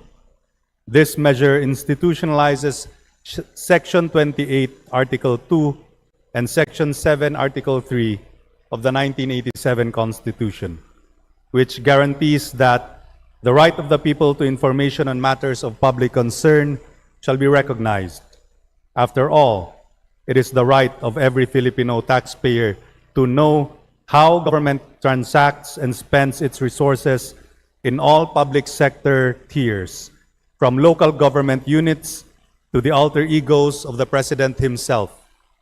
This bill does not merely recognize a right, it makes that right real, enforceable, and accessible. It establishes clear guidelines for information requests, provides remedies against unjustified denials, and mandates proactive disclosure through accessible platforms and a centralized RTI portal. Importantly, the measure covers all branches of government, local government units, state universities and colleges, government-owned or controlled corporations, and even private entities that perform public functions or utilize public funds. At the same time, it carefully balances transparency with the protection of legitimate interests, including national security, privileged information, trade secrets, and the fundamental right to privacy. We incorporated the best and most innovative provisions of the many iterations of the FOI bill into the RTI measure, while adding its distinguishing feature, the creation of the RTI Commission. Ladies and gentlemen, my dear colleagues, this representation and the Committee on Public Information are aware of the administration's push to optimize the bureaucracy in order to mitigate red tape and enhance government productivity. And so I preempt the question, why create a commission at a time of government resizing or right-sizing? Because right-sizing does not automatically mean downsizing. A commission dedicated to transparency and accountability does not add to bureaucratic excess. It curbs it. By making government transactions open to public scrutiny, the RTI Commission becomes a powerful check against abuse by making pertinent details of government transactions transparent and accessible to the general public. Foremost among the reasons to have an RTI Commission is that this body will be in the vanguard of restoring the public's trust in our democratic institutions. In the past few months, government offices have suffered significant reputational damage due to the illicit acts of a select few. We need to rebuild our people's trust by promoting transparency while empowering them to hold their elected leaders accountable. The RTI Commission will ensure that the public is kept informed of government dealings, thereby empowering Filipinos to participate more meaningfully in nation building, scrutinize public spending, and demand accountability and integrity from their public officials. It also guarantees institutional independence and accountability in helping implement the RTI law. The Commission will practically be devoid of external influence in its decision-making, thereby sticking only to its mandate and the provisions of the proposed RTI Act.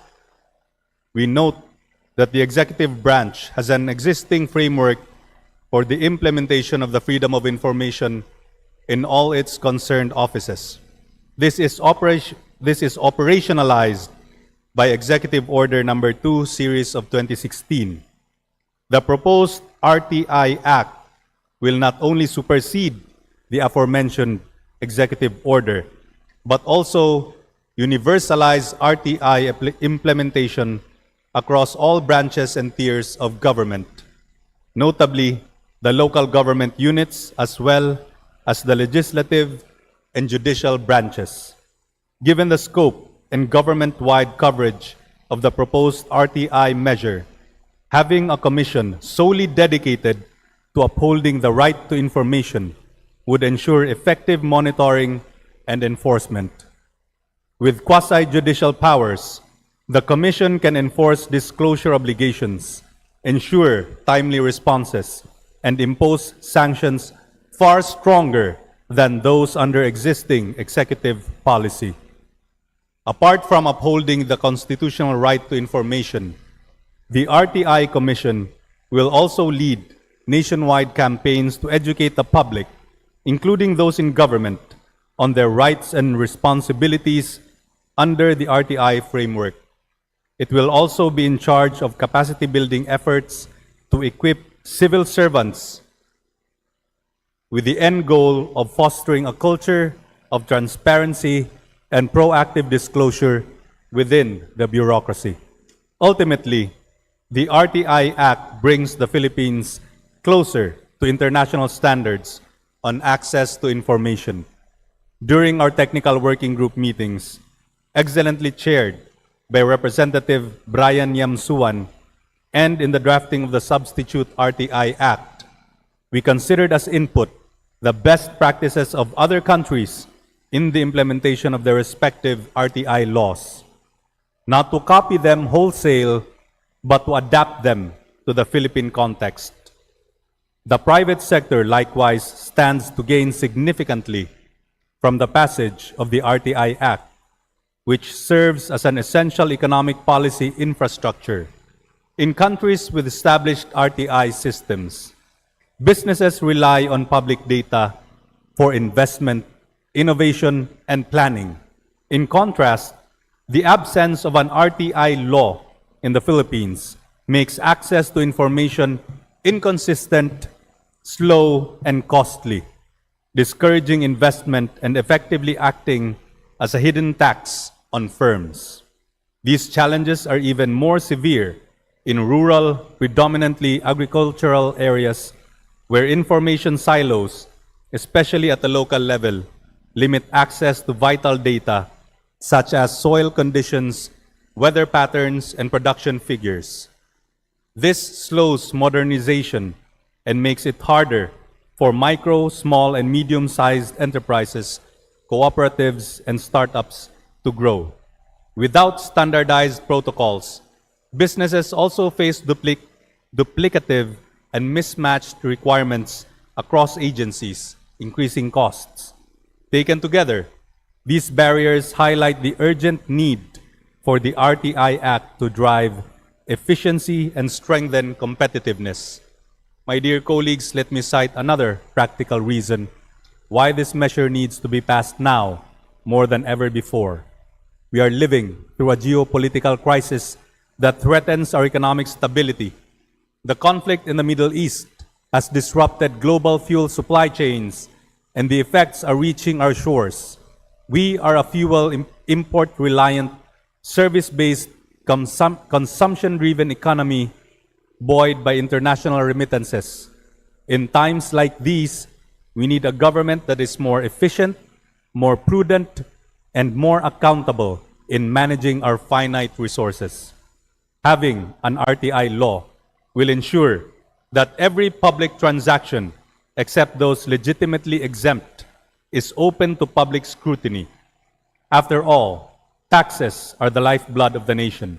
We have to make sure that taxpayers' money is well accounted for and that every move of government, from the local to the national level, should not be wasteful and impulsive, especially as fuel prices soar, inflation persists, and household incomes unfortunately remain stagnant. This measure, my dear colleagues, can serve as a powerful instrument for government to weather the geopolitical storm now confronting our nation.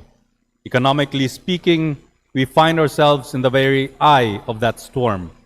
By supporting this measure, we give our people another avenue for participatory governance, which in turn makes government less excessive, more transparent, and far more prudent in the conduct of public transactions and the spending of public funds.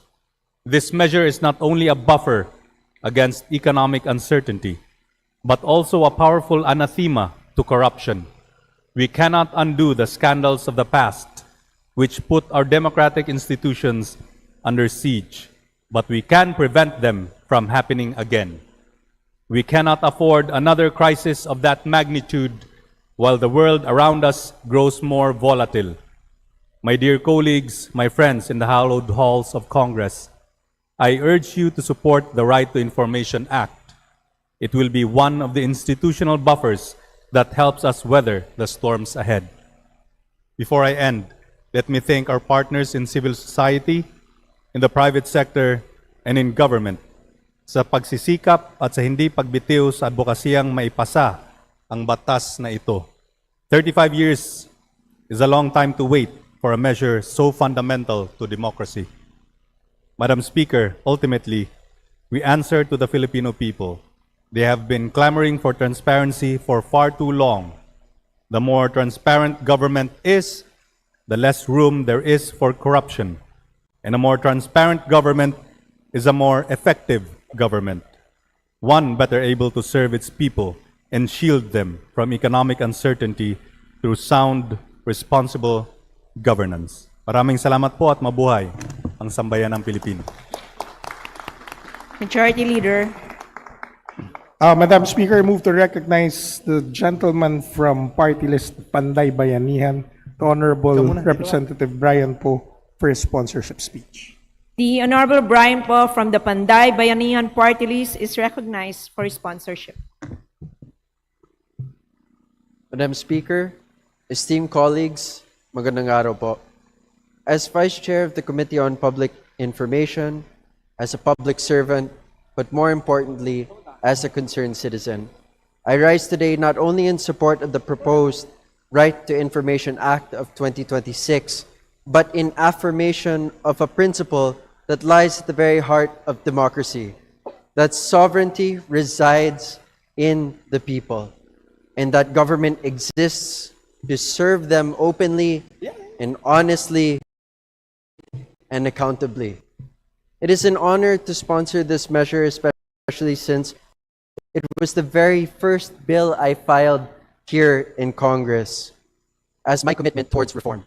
For more than 3 decades, the Filipino people have waited for a comprehensive law that fully operationalizes the constitutional right to information. Since the first Freedom of Information was filed in 1992, generations of lawmakers, journalists, civil society leaders, academics, reform advocates, and ordinary citizens have carried this cause forward. This crusade was led by then Pangasinan Representative Oscar Orbos, which mandated government officials to provide access to information within 15 days after a request was made. In the 11th Congress, this great body approved the same on third reading, but was left hanging by the Senate. In the 14th Congress, in the wake of the 2008 global financial crisis, this chamber still prioritized and once again passed this measure on third reading. In the 16th Congress, my mother, Senator Grace Poe, led the Senate in unanimously passing its version on third reading, with the lower house this time stalling the passage of the measure. Many have come before us, and many have fought for this measure long before any of us entered public service. As they say, we stand today on the shoulders of giants. And so, with the inspiration of courage that I saw in my mother, I've said numerous times and in many manifestations for this bill, but I will say it once again, that she often spoke of what was known as the Sunshine Principle. The belief that transparency is not meant to weaken government, but to strengthen it. That public scrutiny is not a threat to democracy, but one of its greatest protections. I still remember her words when she sponsored the FOI bill many years ago. She said that when the first FOI bill was filed, I was just an infant. By the time she delivered the speech, I had already graduated from school, and yet the measure still had not become a law. Today, I rise before this great august chamber as a representative carrying forward not merely a family advocacy, but a national aspiration that has endured decades. Dear colleagues, here we are yet again at the crux of a historical moment. We have the chance to push for transparency, accountability, and empowerment of citizenry. The world has changed. Governance has changed. Technology has changed. And the challenges facing democracy today are more complex than ever. We now live in an age where information moves instantly, where misinformation spreads rapidly, and where public trust can easily erode when the institutions are perceived inaccessible or unaccountable. In such a time, transparency is no longer optional. It is essential. This bill recognizes that reality, our reality, the reality of the 20th Congress. It establishes a comprehensive framework that institutionalizes the people's right to access government-held information across all branches and instrumentalities of government. It creates clear timelines for requests, mandates proactive disclosure of public transactions, strengthens records management systems, and establishes an independent right to information commission to oversee the implementation and adjudication of disputes, giving teeth to this measure. Importantly, this measure also modernizes transparency for the digital age. It strengthens the online RTI portal, encourages open machine-readable data, and allows the responsible use of emerging technologies such as artificial intelligence to improve efficiency and public access to information. At the same time, the bill carefully balances openness with legitimate concerns involving privacy, national security, due process, and sensitive personal information. Transparency and responsibility must go hand in hand. Dear colleagues, I cannot emphasize enough that this important legislation is a principled framework for accountable governance. And perhaps most importantly, this bill reminds us that the right to information must not only be reserved for the powerful, the educated, or the well-connected. It belongs to every Filipino. It belongs to the parent trying to understand how funds for schools are spent, to the farmer seeking information on agricultural assistance, to the fisherfolk monitoring environmental projects that affect their livelihood, to the entrepreneur navigating government permits, to the student learning how democracy works, and to every taxpayer who simply wants the assurance that public resources are being used properly and fairly. Transparency empowers citizenship, and an informed citizenry strengthens democracy. I also wish to recognize that this measure carries broad institutional support. The Right to Information Act has already been identified as a priority legislative measure under the Legislative Executive Development Advisory Council, or LEDAC. The Senate has likewise passed its own version of the measure. Across sectors, government, civil society, media, private sector, academia, and even reform advocates who are here with us today, there is growing recognition that the time for reform has finally come. This is the closest we've ever come. And so today, we are presented with an opportunity to deepen the democratic foundations of our country. Ladies and gentlemen, to put it simply, the ball is in our court. But I must remind us all that transparency transcends politics. It is about trust. It is about accountability. It is about dignity in public service. And ultimately, it's about giving every Filipino the confidence that government truly belongs to the people. So, Madam Speaker, esteemed colleagues, after more than 30 years of waiting, let us finally transform access to information from a promise repeatedly deferred into a right fully granted by law. Let us choose openness over obscurity, accountability over silence, and public trust over public doubt.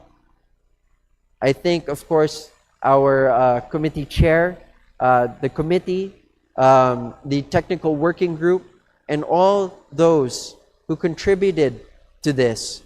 And in consideration of the foregoing, I respectfully urge the swift passage of the Right to Information Act of 2026 in this great chamber, the House of the People. Let us be the Congress that passes the right to information. Maraming salamat po. Majority Leader. Madam Speaker, I move to recognize the gentleman from Party List Act Teachers, the Honorable Antonio L. Tino, for sponsorship speech. The Honorable Antonio L. Tino from the ACT Teachers Party List is recognized for his sponsorship. Maraming salamat, Madam Speaker. Tumitindig po ako, Madam Speaker at mga kapwa kong mambabatas upang isulong ang kagyat na pagpasa sa House Bill number 9397 o ang Right to Information Act of 2026. Napakahalaga ng panukalang ito sa pagtitiyak na ang kapangyarihan ay nagmumula at nananatili sa sambayanan. Sariwa pa sa aking alaala ang pagpupunyagi natin noong ika-17 Kongreso kung kailan masigasig nating ipinaglaban ang pagsasabatas ng Freedom of Information Act.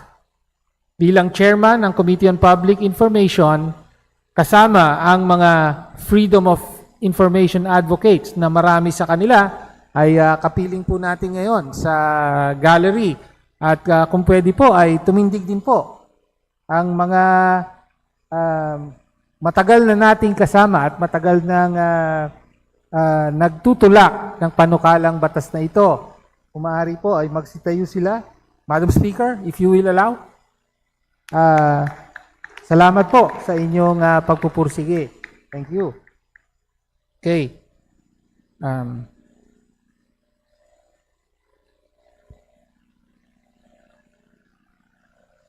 Sa loob ng halos 3 dekada, naging mailap ang impormasyon at ang katotohanan dahil sa kultura ng paglilihim at burokratikong balakid na sadyang inilagay upang hadlangan ang transparency at pagpapanagot sa mga nasa kapangyarihan.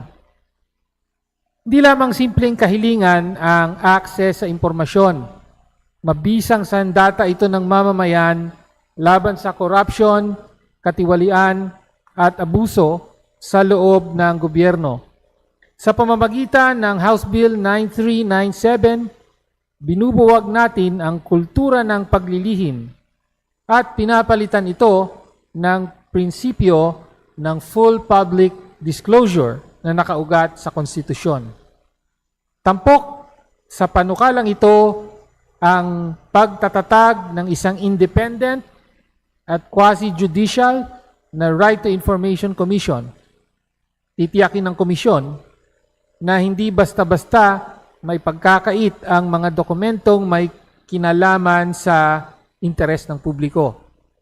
Inaatasan din ng batas ang lahat ng ahensya ng pamahalaan, kabilang ang mga local government units at GOCCs, na kusang ilathala ang kanilang mga transaksyon, budget, at iba't ibang tipo ng public records na kailangang maisa publiko dahil may epekto sa kapakanan ng mamamayan. Naglatag din tayo ng malinaw na mekanismo para sa online Right to Information Portal upang mapabilis ang pagkuha ng datos sa tulong ng makabagong teknolohiya. Higit sa lahat, nagbibigay ang panukalang ito ng matibay na proteksyon para sa mga whistleblower na may lakas ng loob na maglantad ng mga anomalya at maling gawain sa burokrasya.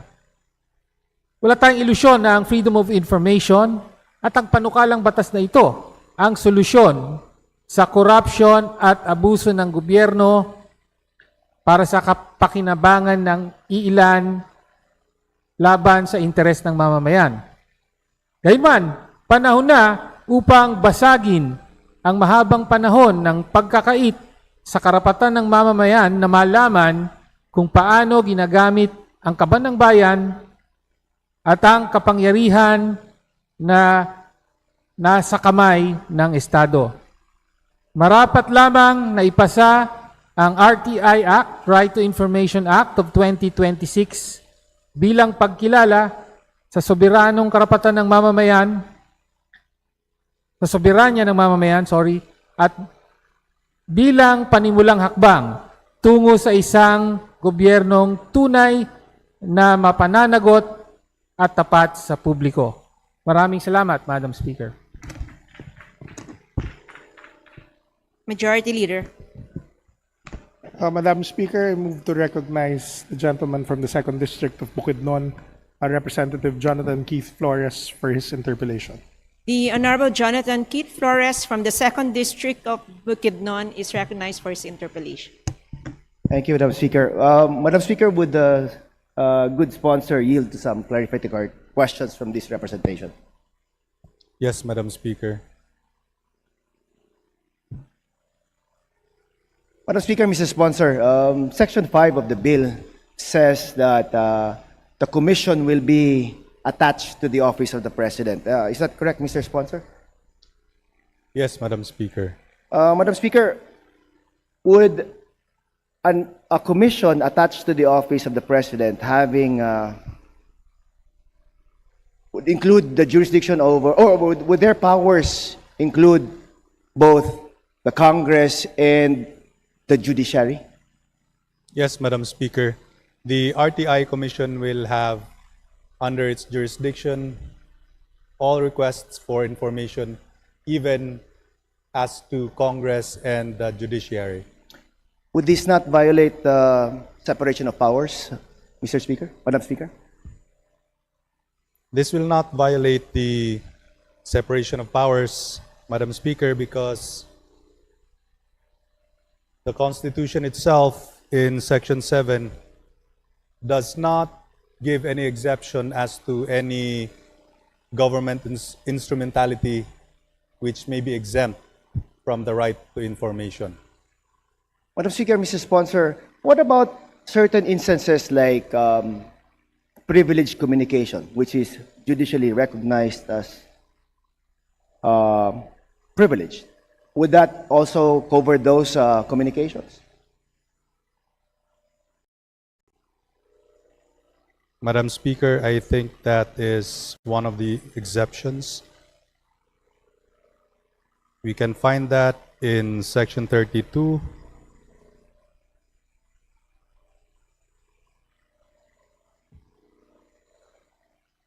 Letter C.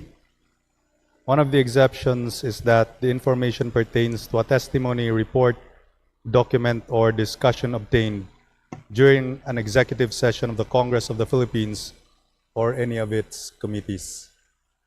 What about privileged communication that is recognized by the courts? Example, between lawyer-client,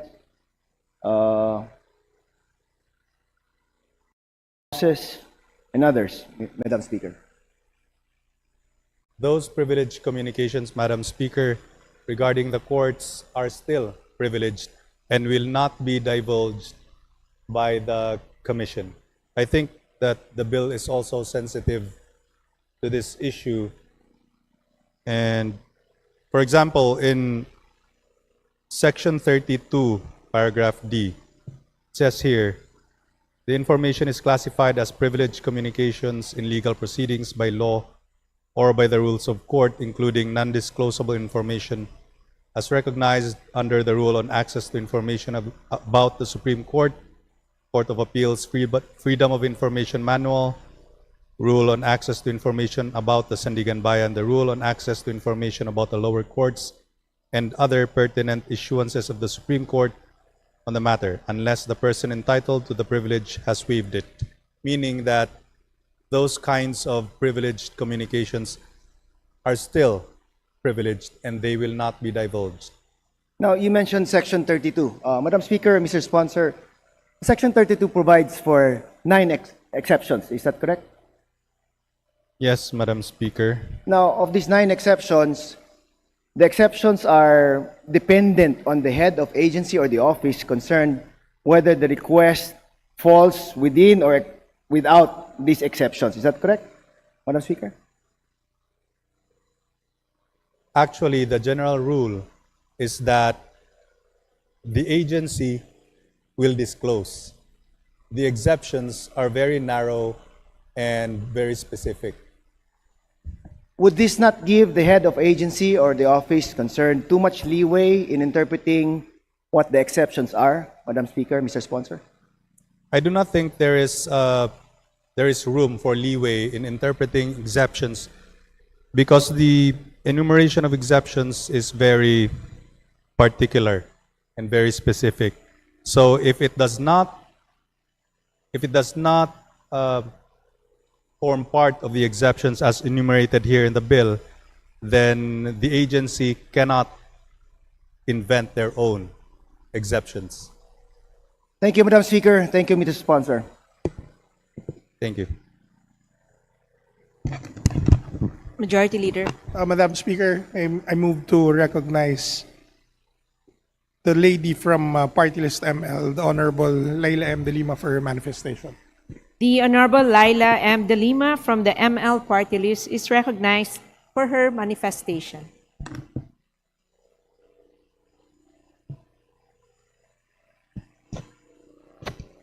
Thank you, Madam Speaker. So as stated, this is not an interpellation, this is a manifestation. Magandang hapon po.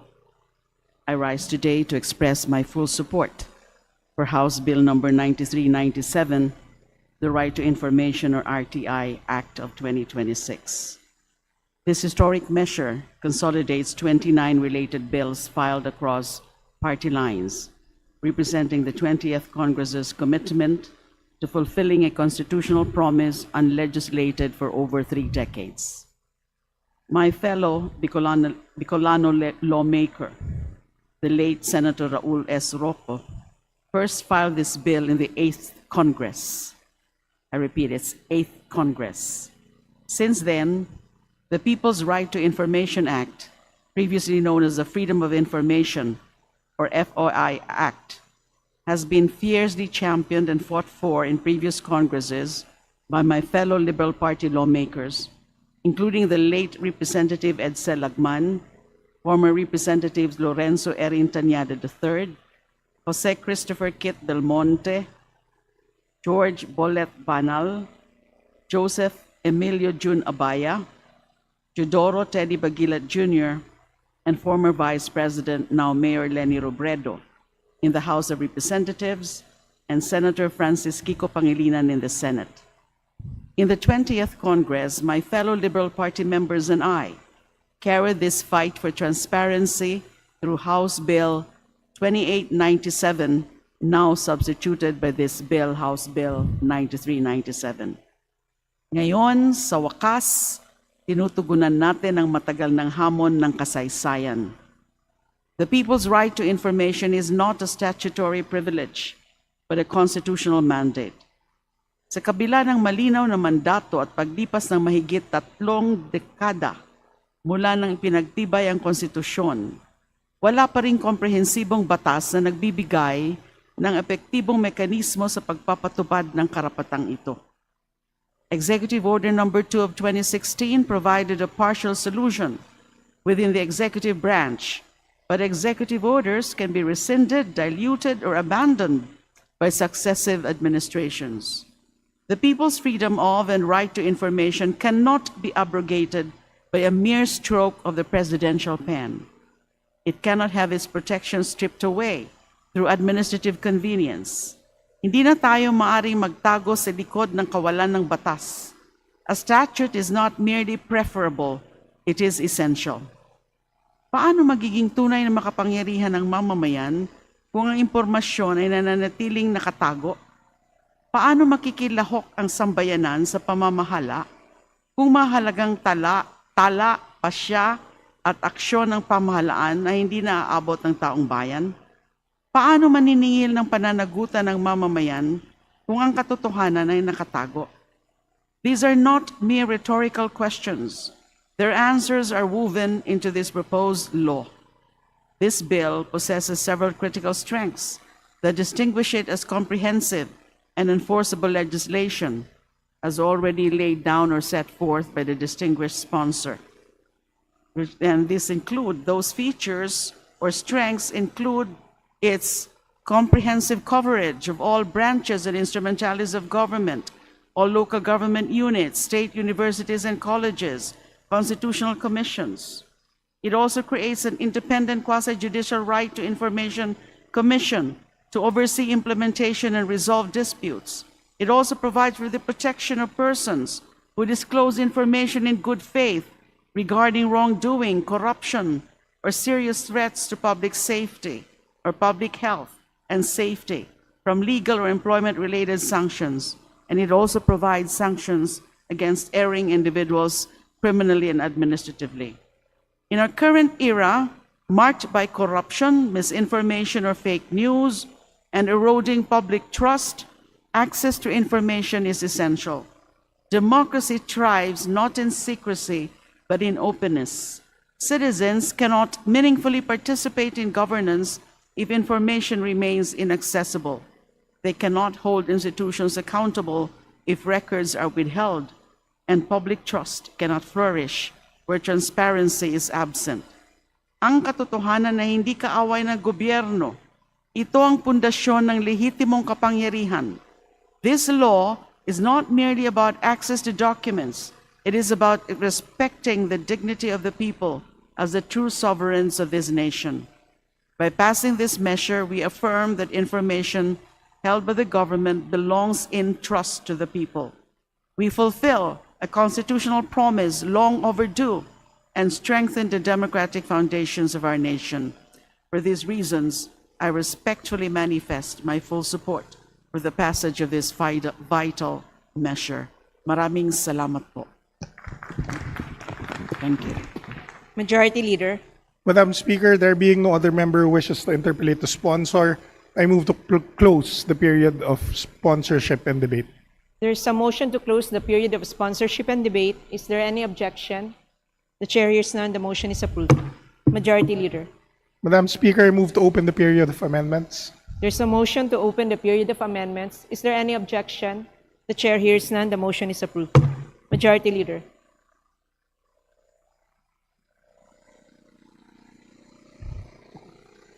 Madam Speaker, I move to withdraw my motion to open the period of amendments. Is there any objection? The chair hears none. The motion is Madam Speaker, I move to withdraw the motion to close the period of sponsorship and debate. There's a motion. Is there any objection? The chair hears none. The motion is approved. Majority Leader.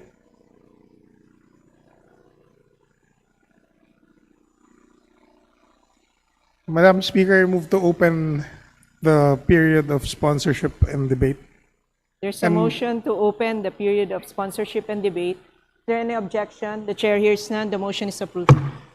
Madam Speaker, I move to recognize the Honorable Alba for his interpellation. The Honorable Alba is recognized for his interpellation.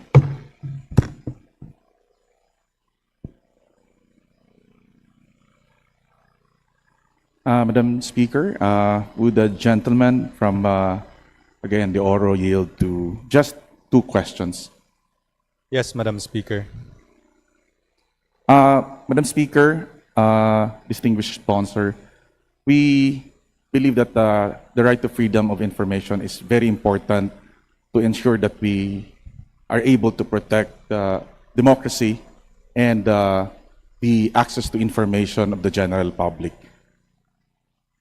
My first question is, can we guarantee that this right to information, or do we have enough safeguard in the proposed measure to prevent abuse, misuse, and the possible weaponization of information?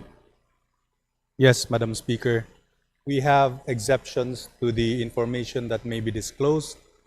And although these exceptions are exhaustive, they are the safeguards that we need in order to make sure that this right to information is not abused. Second, Madam Speaker, this is not a perfect world. And as I have said, the potential for misuse, abuse, and weaponization is really very much possible, especially in this age of artificial intelligence. Madam Speaker, may I know, or may the good sponsor, can we be assured that the proposed measure provides remedies in the event that there is potential misuse, abuse, and possibly weaponization of information. Madam Speaker, may I ask the honorable interpellator to expound as to who is the one who is abusing that, who is the abuser here? Yes. The ones requesting the information? Yes, Madam Speaker. We know that once information is accessed by a certain individual, we don't have the control on how such information will be processed and delivered back to the public. So the only question is that if and when that particular event will happen, do we have enough? I mean, those who can be affected by this disclosure, do we have enough remedy to address such misuse or abuse? Does the proposed measure provide for remedies? Madam Speaker, I think that the only situation in which such abuse may happen is when SALNs will be exposed and sensitive information will be revealed to the general public and might be misused. But that is not a concern, in my opinion, because we are going to redact these details. So they will not be revealed to the requester of the information, and so no such possible abuse may happen. And also, there is the RTI Commission, which of course will create further policies as to make sure that no such abuse may happen. Thank you, Madam Speaker. Thank you, good sponsor. Majority Leader. Madam Speaker, there being no other member who wishes to interpolate the sponsor, I move to close the period of sponsorship. There's a and debate. motion. Is there any objection? The chair hears none. The motion is approved. Majority Leader. Madam Speaker, I move to open the period of amendments. There's a motion. Is there any objection? Chair hears none. The motion is approved. Majority Leader.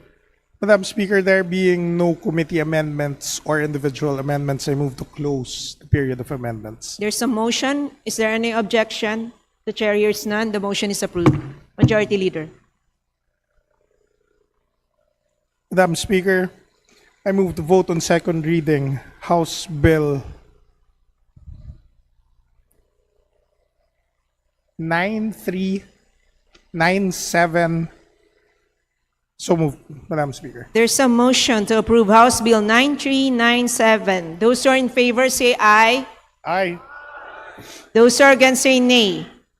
The ayes have it. House Bill 9397 is approved on second reading. Congratulations. Majority Leader. Madam Speaker, move to suspend session for a few minutes. Session suspended.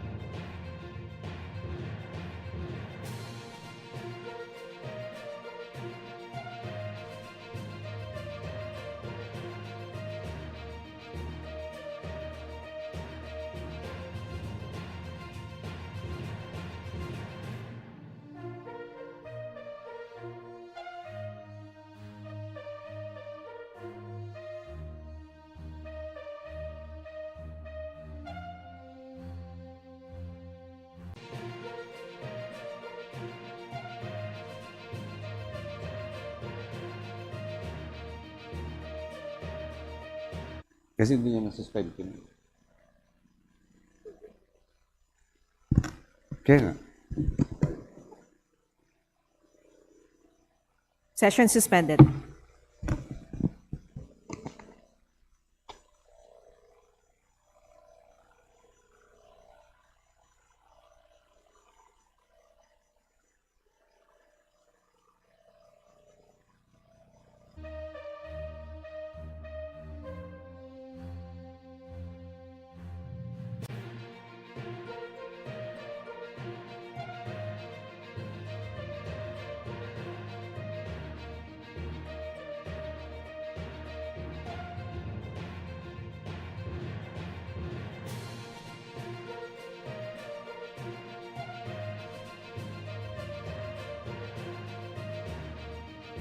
Business of the day, I move to consider House Bill number 9358 and 9377. O isa lang.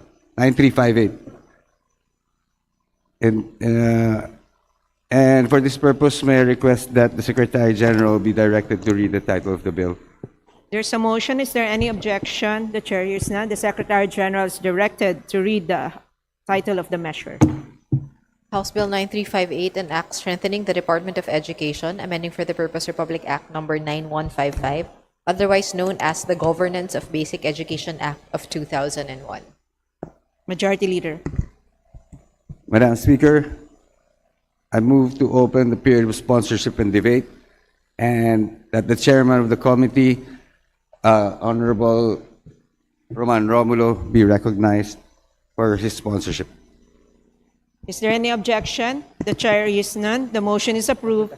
The Honorable Roman Romulo of the Lone District of Pasig City is recognized for his sponsorship. Thank you, Madam Speaker. Distinguished colleagues, I rise today to sponsor this measure seeking to strengthen the governance structure of the Department of Education under Republic Act number 9155. Over the past decade, our basic education system has undergone unprecedented expansion. The implementation of the K-12 program and the establishment of the senior high schools significantly increased the number of schools, learners, teachers, and administrative demands across the country.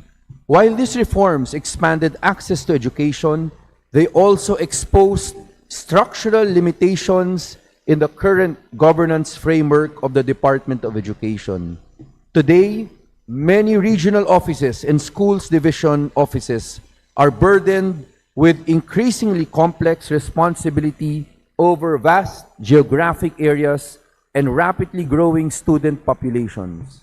In many provinces and cities, a single division office is expected to supervise hundreds of schools spread across geographically isolated and disadvantaged communities. This setup inevitably affects the efficiency of supervision, delivery of services, implementation of policies, and responsiveness to local educational needs. This bill seeks to address these realities by strengthening the administrative and governance capacities of the Department of Education at regional, division, and district levels. First, the measure empowers DepEd regional offices to not only implement national policies, but also to contextualize these policies according to the specific needs and conditions of their respective regions. It recognizes that educational governance cannot adopt a purely one-size-fits-all approach, especially in a country as geographically and culturally diverse as the Philippines. By enabling regional offices to provide clearer direction setting and stronger technical support to school divisions offices, we promote more responsive, coherent, and effective implementation of the national education programs. Second, the bill grants flexibility to establish more than one schools division office within a province, city, municipality, or cluster thereof, subject to the assessment and approval of the Secretary of Education. This is a practical and necessary reform. As learner population grows and administrative workloads expand, governance structures must likewise evolve to ensure that schools receive adequate supervision, support, and operational assistance. The measure likewise strengthens school district governance by allowing the rationalization and establishment of additional school districts where necessary, ensuring that field-level supervision remains efficient and accessible. Importantly, this bill also updates the law to reflect the current governance structure of the Bangsamoro Autonomous Region in Muslim Mindanao pursuant to Republic Act number 11054.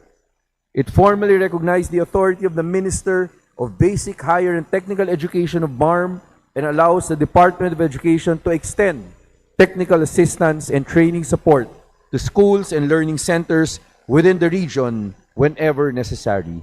At its core, the measure is about bringing educational governance closer to our schools, our teachers, and our learners. It recognizes that effective education reform requires not only sound policies from the central office, but also capable and empowered regional and local governance structures that can respond to realities on the ground. By strengthening the institutional capacity of DepEd at all levels, we improve policy implementation, administrative efficiency, accountability, and ultimately the quality of education delivered to every Filipino learner. In view of the foregoing, approval of this measure is earnestly sought. Thank you, Madam Speaker, esteemed colleagues. Majority Leader.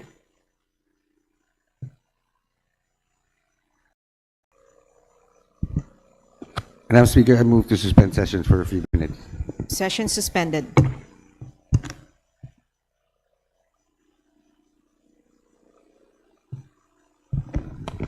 Session resumed. Majority Leader.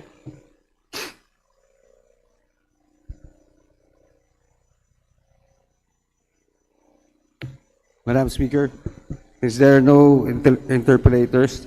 May I move to suspend the period of interpellation? And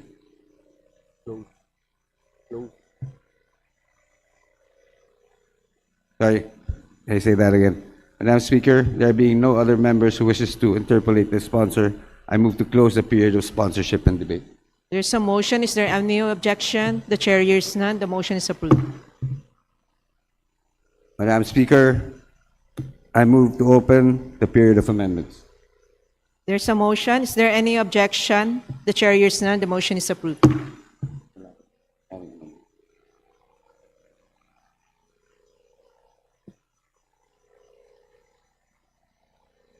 Madam Speaker, there being no committee nor individual amendments, I move to close the period of amendments. There's a motion. Is there any objection? The chair hears none. The motion is approved. Majority Leader. Madam Speaker, I move to vote on second reading, House Bill number 9358. There's a motion to approve House Bill 9358. Those are in favor say aye. Aye. Those are against say nay. The ayes have it. House Bill 9358 is approved on second reading. Thank you, Madam Congratulations. Speaker. Thank you, esteemed colleagues. Majority Leader. Madam Speaker, I move to recognize the guests of Jose Manuel Alba, the guests from the local government unit of Malitbog, Bukidnon, namely Honorable Sachin Pamela Tupas, Councilor, Ms. Amalin Amorin, Tourism Officer, and Ms. Marian Tabalbag Casino, spouse of Mayor Gary Casino. To the guests of the Honorable Jose Manuel F. Alba from the 1st District of Bukidnon, from the local government unit of Malitbog, Bukidnon, welcome to the House of Representatives.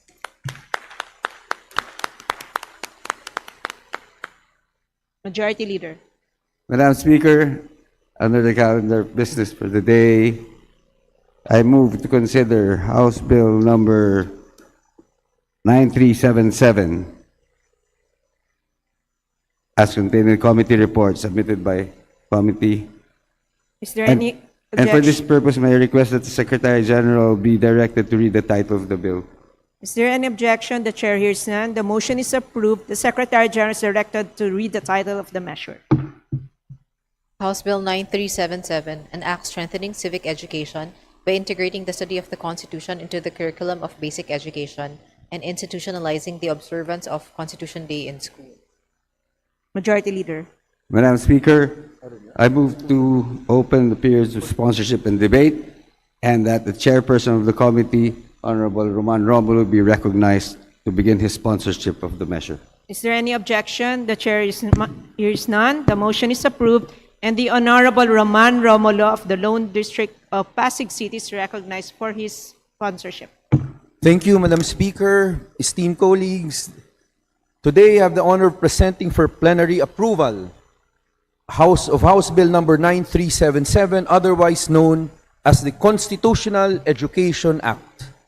At the heart of every strong democracy is an informed and engaged citizenry. Our Constitution is not merely a legal document reserved for lawyers, judges, or public officials. It is the fundamental covenant between the state and the Filipino people. It defines our rights, protects our freedom, and establishes the principles upon which our republic stands. Yet for many young Filipinos, the Constitution remains distant, abstract, and unfamiliar. This measure seeks to change that. Article 14, Section 3 of the 1987 Constitution already mandates that all educational institutions include the study of the Constitution as an integral part of the curriculum. It likewise directs schools to inculcate patriotism and nationalism, teach the rights and duties of citizenship, strengthen ethical and moral values, and encourage critical and creative thinking. This bill gives life and meaning to those constitutional mandates by institutionalizing constitutional education beginning in grade 1. Under this proposed measure, the Department of Education shall integrate age-appropriate constitutional education throughout the basic education curriculum. Learners will gradually develop an understanding of the Constitution, democratic institutions, citizenship, human rights, accountability in government, nationalism, social justice, and civic participation. The bill covers key constitutional principles and institutions, including the history and overview of the Constitution, nationalism and sovereignty, the structure and powers of government, the rights and duties of citizens, citizenship and suffrage, social justice and human rights, accountability of public officers, local governance, and active participation in democratic processes. Importantly, this measure does not intend to burden students with technical legal instruction. Rather, it seeks to cultivate constitutional literacy at an early age in a manner that is practical, accessible, relevant to the daily lives of learners.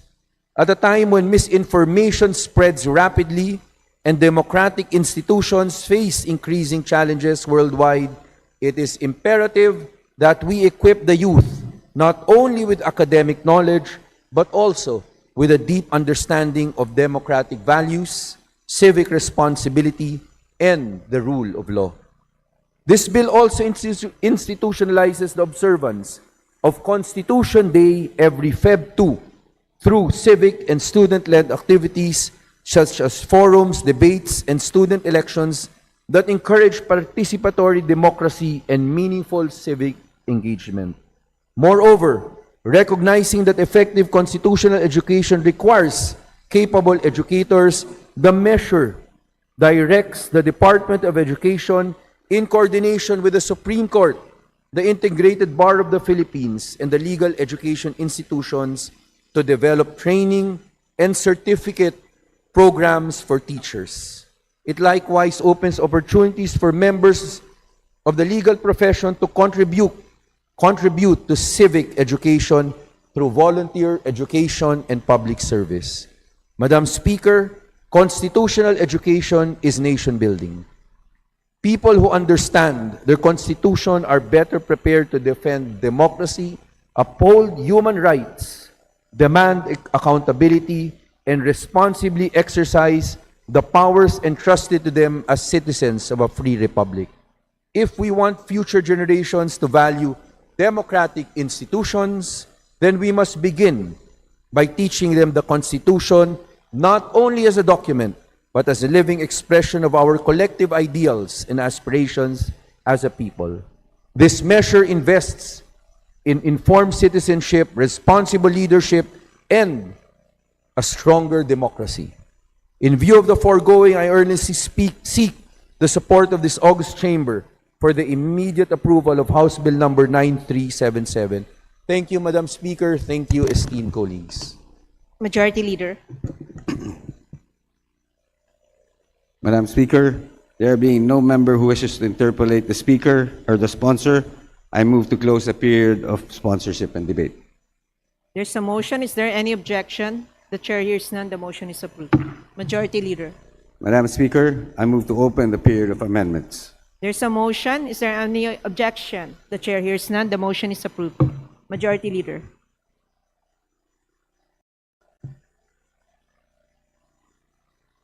Madam Speaker, there being no committee nor individual amendments, I move to close the period of amendments.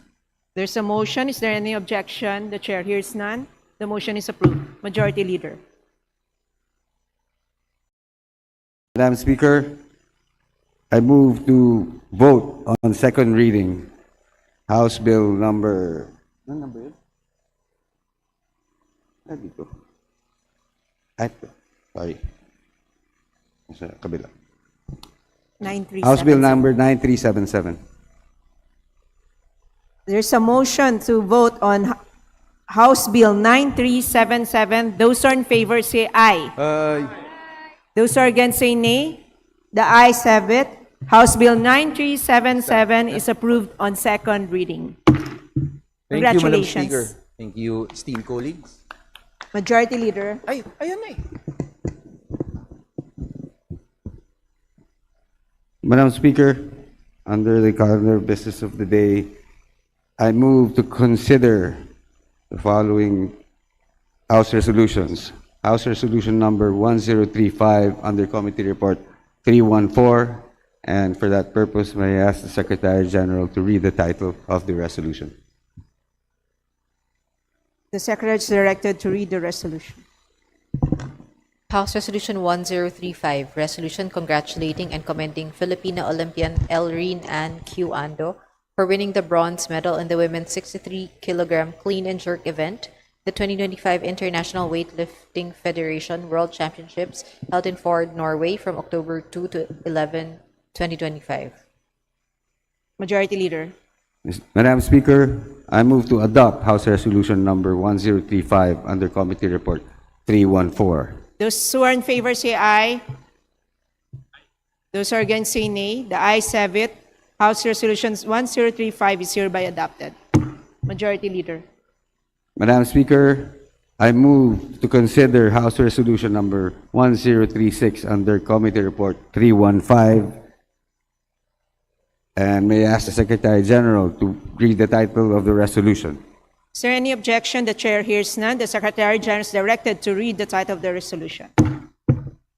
House Resolution 1036, resolution congratulating and commending Filipino World Pool Champion Chezka Centeno for winning the 2025 Predator World Pool Association Women's 10-Ball World Championship held in Bali, Indonesia from October 8 to 12, 2025. Majority Leader. Madam Speaker, I move to adopt House Resolution number 1036 under Committee Report 315. Those who are in favor say aye. Those who are against say nay. The ayes have it. House Resolution 1036 is hereby adopted. Majority Leader. Madam Speaker, I move to consider House Resolution number 1043 under Committee Report 325, and for that purpose, may I ask the Secretary General to read the title of the resolution. The Secretary General is directed to read the title of the resolution.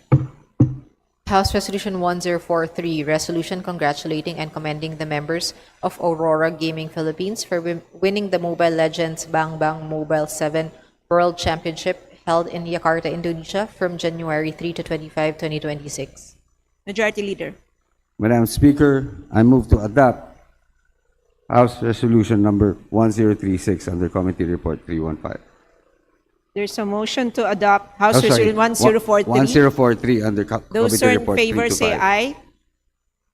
Those are against say nay. The ayes have it. House Resolution 1043 is hereby adopted. Majority Leader. Madam Speaker, I move to consider House Resolution number 1042 under Committee Report 324, and for that purpose, may I ask the Secretary General to read the title of the resolution. Is there any objection? The Chair hears none. The Secretary General is directed to read the resolution.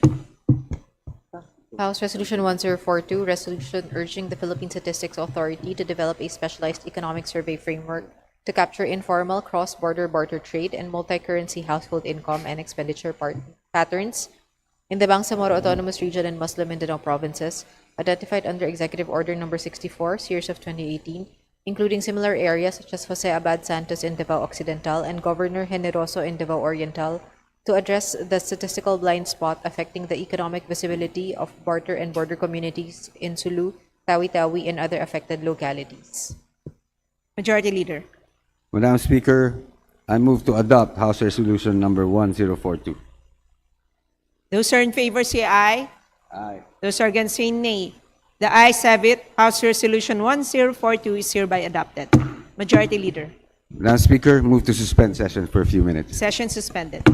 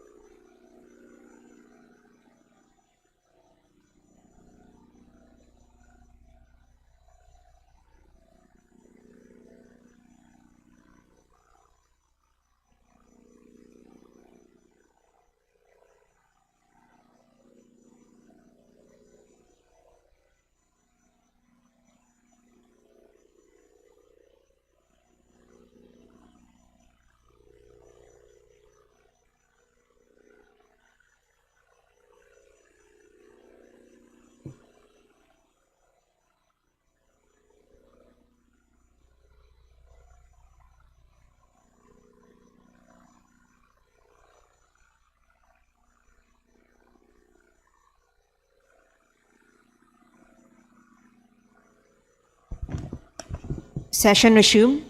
Majority Leader. Madam Speaker, I move to consider bills under the calendar of business for Thursday and Friday. There's a motion. Is there any objection? The Chair is none. The motion is approved. Majority Leader. Madam Speaker, pursuant to our rules, I move to the omnibus consideration of the following local bills. House Bill number 2749 under Committee Report 301, House Bill 3206, Committee Report 302, House Bill 3212 under Committee Report 303, House Bill 4395 under Committee Report 304, House Bill 5008 under Committee Report 305, House Bill number 7251 under Committee Report 306, House Bill number 7735 under Committee Report 307, House Bill number 7883 under Committee Report 308, House Bill number 8194 under Committee Report 309, House Bill number 8200 under Committee Report 310, House Bill number 8225 under Committee Report 311, House Bill number 2486 under Committee Report 316, House Bill number 9384 under Committee Report 317, House Bill number 9360 under Committee Report 321, House Bill number 9382 under Committee Report 323, House Bill number 9387 under Committee Report 330, House Bill number 9388 under Committee Report 331, House Bill number 9390 under Committee Report 933, and House Bill number 9391 under Committee Report 334. And for this purpose, may I request that the Secretary General be directed to read the title of the bills. Is there any objection? The chair hears none. The Secretary General is directed to read the title of the following measures. House Bill 2749, an act declaring December 5 of every year as a special non-working holiday in the city of Palayan, province of Nueva Ecija, to commemorate the foundation anniversary of the city of Palayan. House Bill 3206, an act declaring December 23 of every year a special non-working holiday in the municipality of Sindangan, province of Zamboanga del Norte, to be known as Araw ng Sindangan in celebration of its founding anniversary. House Bill 3212, an act declaring June 26 of every year as a special non-working holiday in the province of Batanes. House Bill 4395, an act declaring the 13th day of August of every year a special non-working holiday in the municipality of Norzagaray, province of Bulacan, in celebration of the Kasay Festival and for other purposes. House Bill 5008, an act declaring August 5 of every year as a special non-working holiday in Calbayog City to commemorate the birth anniversary of the late Senate President Jose Dira Avellino, to be known as Jose Dira Avellino Day. House Bill 7251, an act declaring May 12 of every year as a special non-working public holiday in Cagayan de Oro City, to be known as Cagayan de Oro Liberation Day. House Bill 7735, an act declaring November 11 of every year a special non-working holiday in the province of Marinduque in celebration of the Feast of Mahal na Ina ng Biglang Awa. House Bill 7883, an act declaring March 27 of every year a special non-working holiday in the city of Las Piñas, to be known as Las Piñas City Charter Day. House Bill 8194, an act declaring December 11 of every year as a special non-working holiday in the municipality of San Jose, Batangas. House Bill 8200, an act declaring June 16 of every year a special non-working holiday in the municipality of La Trinidad, province of Benguet, in commemoration of its founding anniversary, to be known as La Trinidad Day.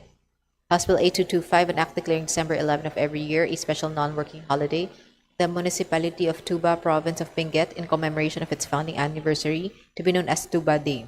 House Bill 2486, an act declaring July 10 of every year as a special non-working holiday in the city of Santa Rosa, province of Laguna, in commemoration of its cityhood anniversary.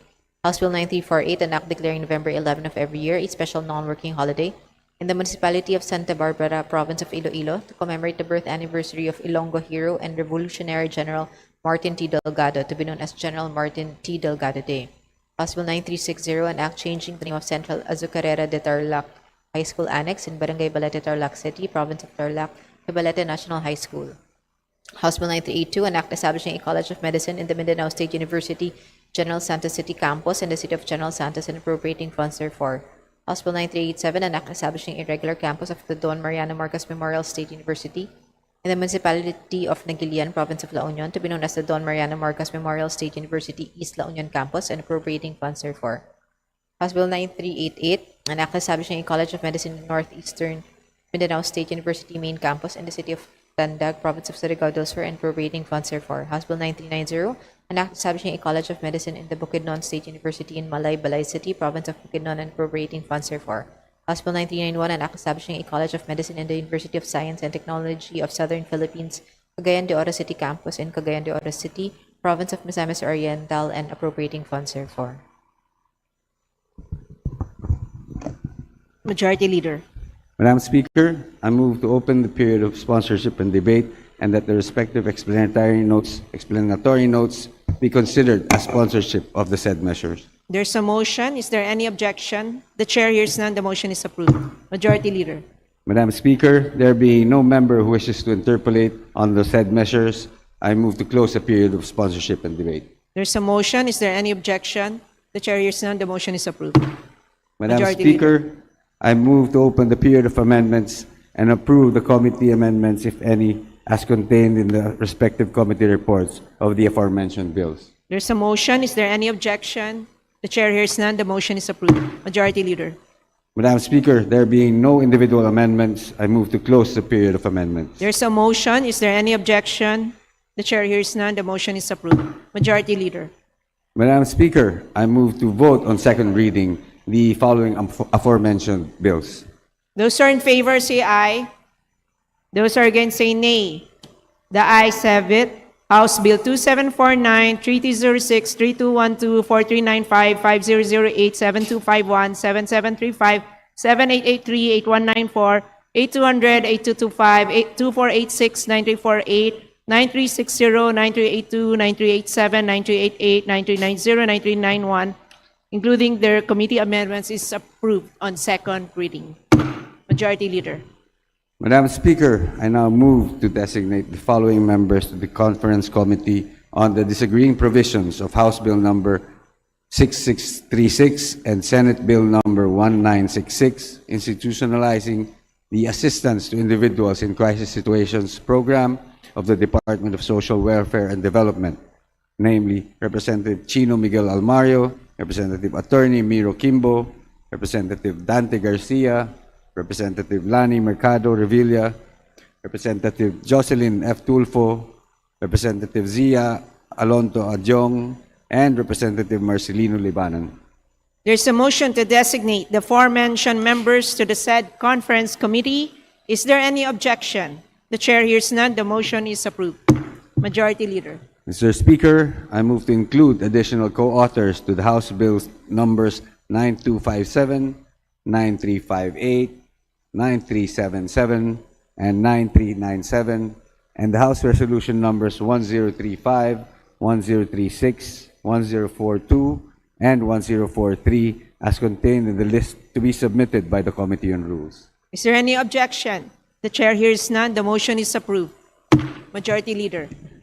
Madam Speaker, I move to suspend session for a few minutes. Session suspended.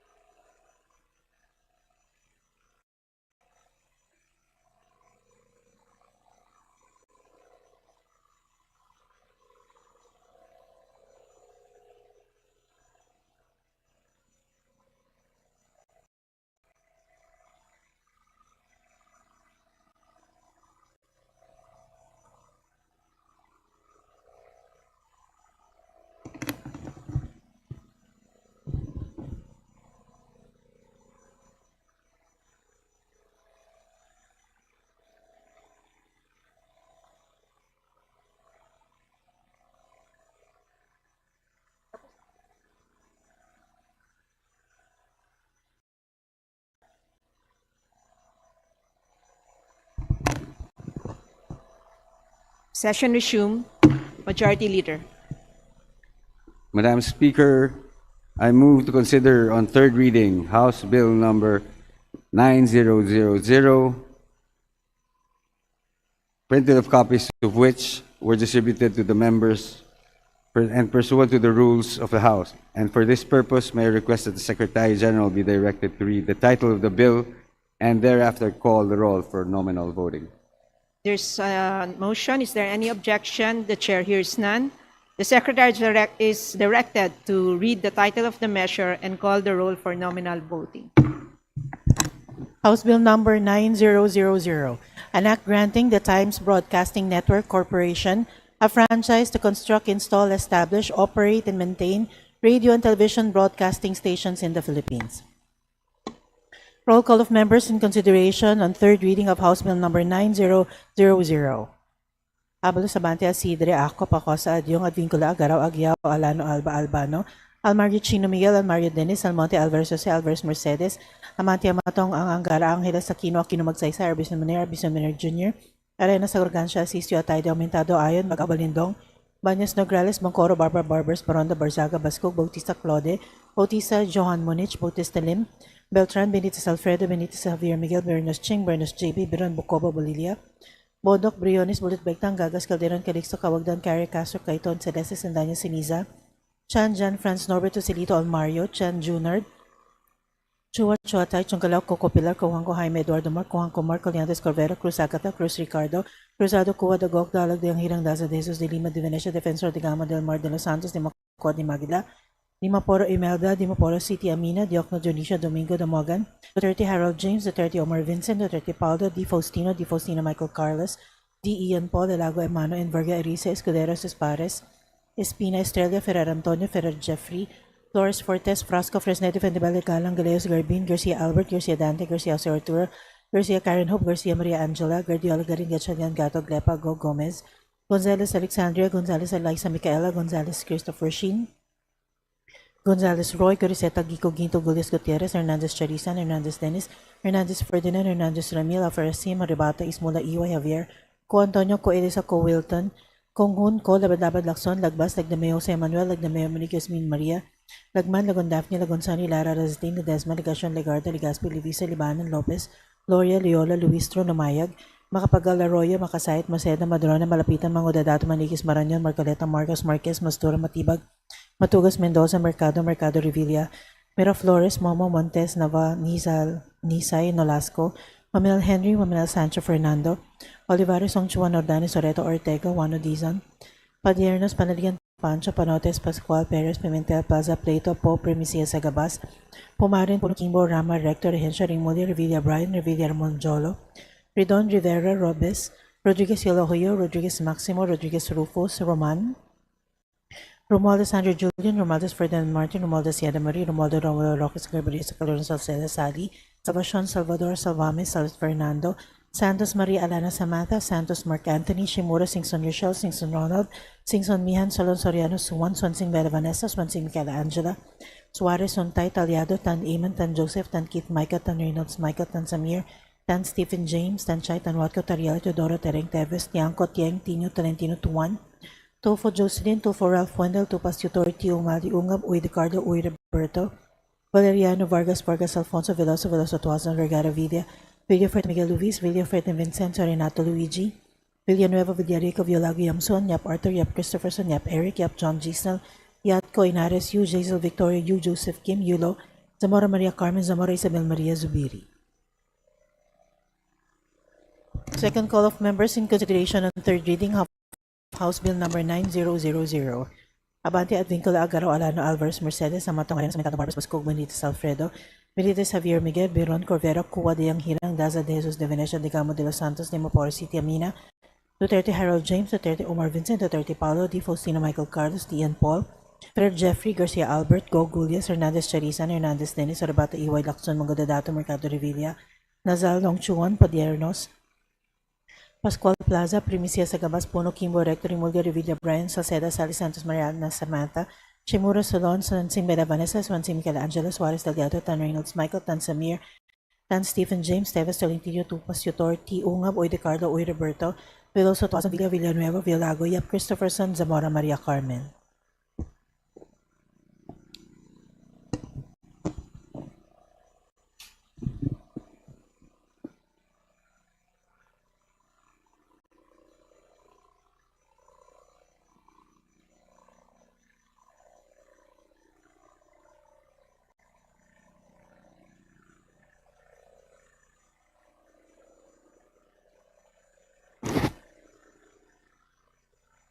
With 234 members voting in the affirmative, 0 in the negative, and 3 abstentions, House Bill number 9000 is hereby approved on third and final reading. Majority Leader. Madam Speaker, I move to immediately transmit to the Senate House Bill number 9000 we have just approved on third reading. The motion. No. Session suspended. Mamaya.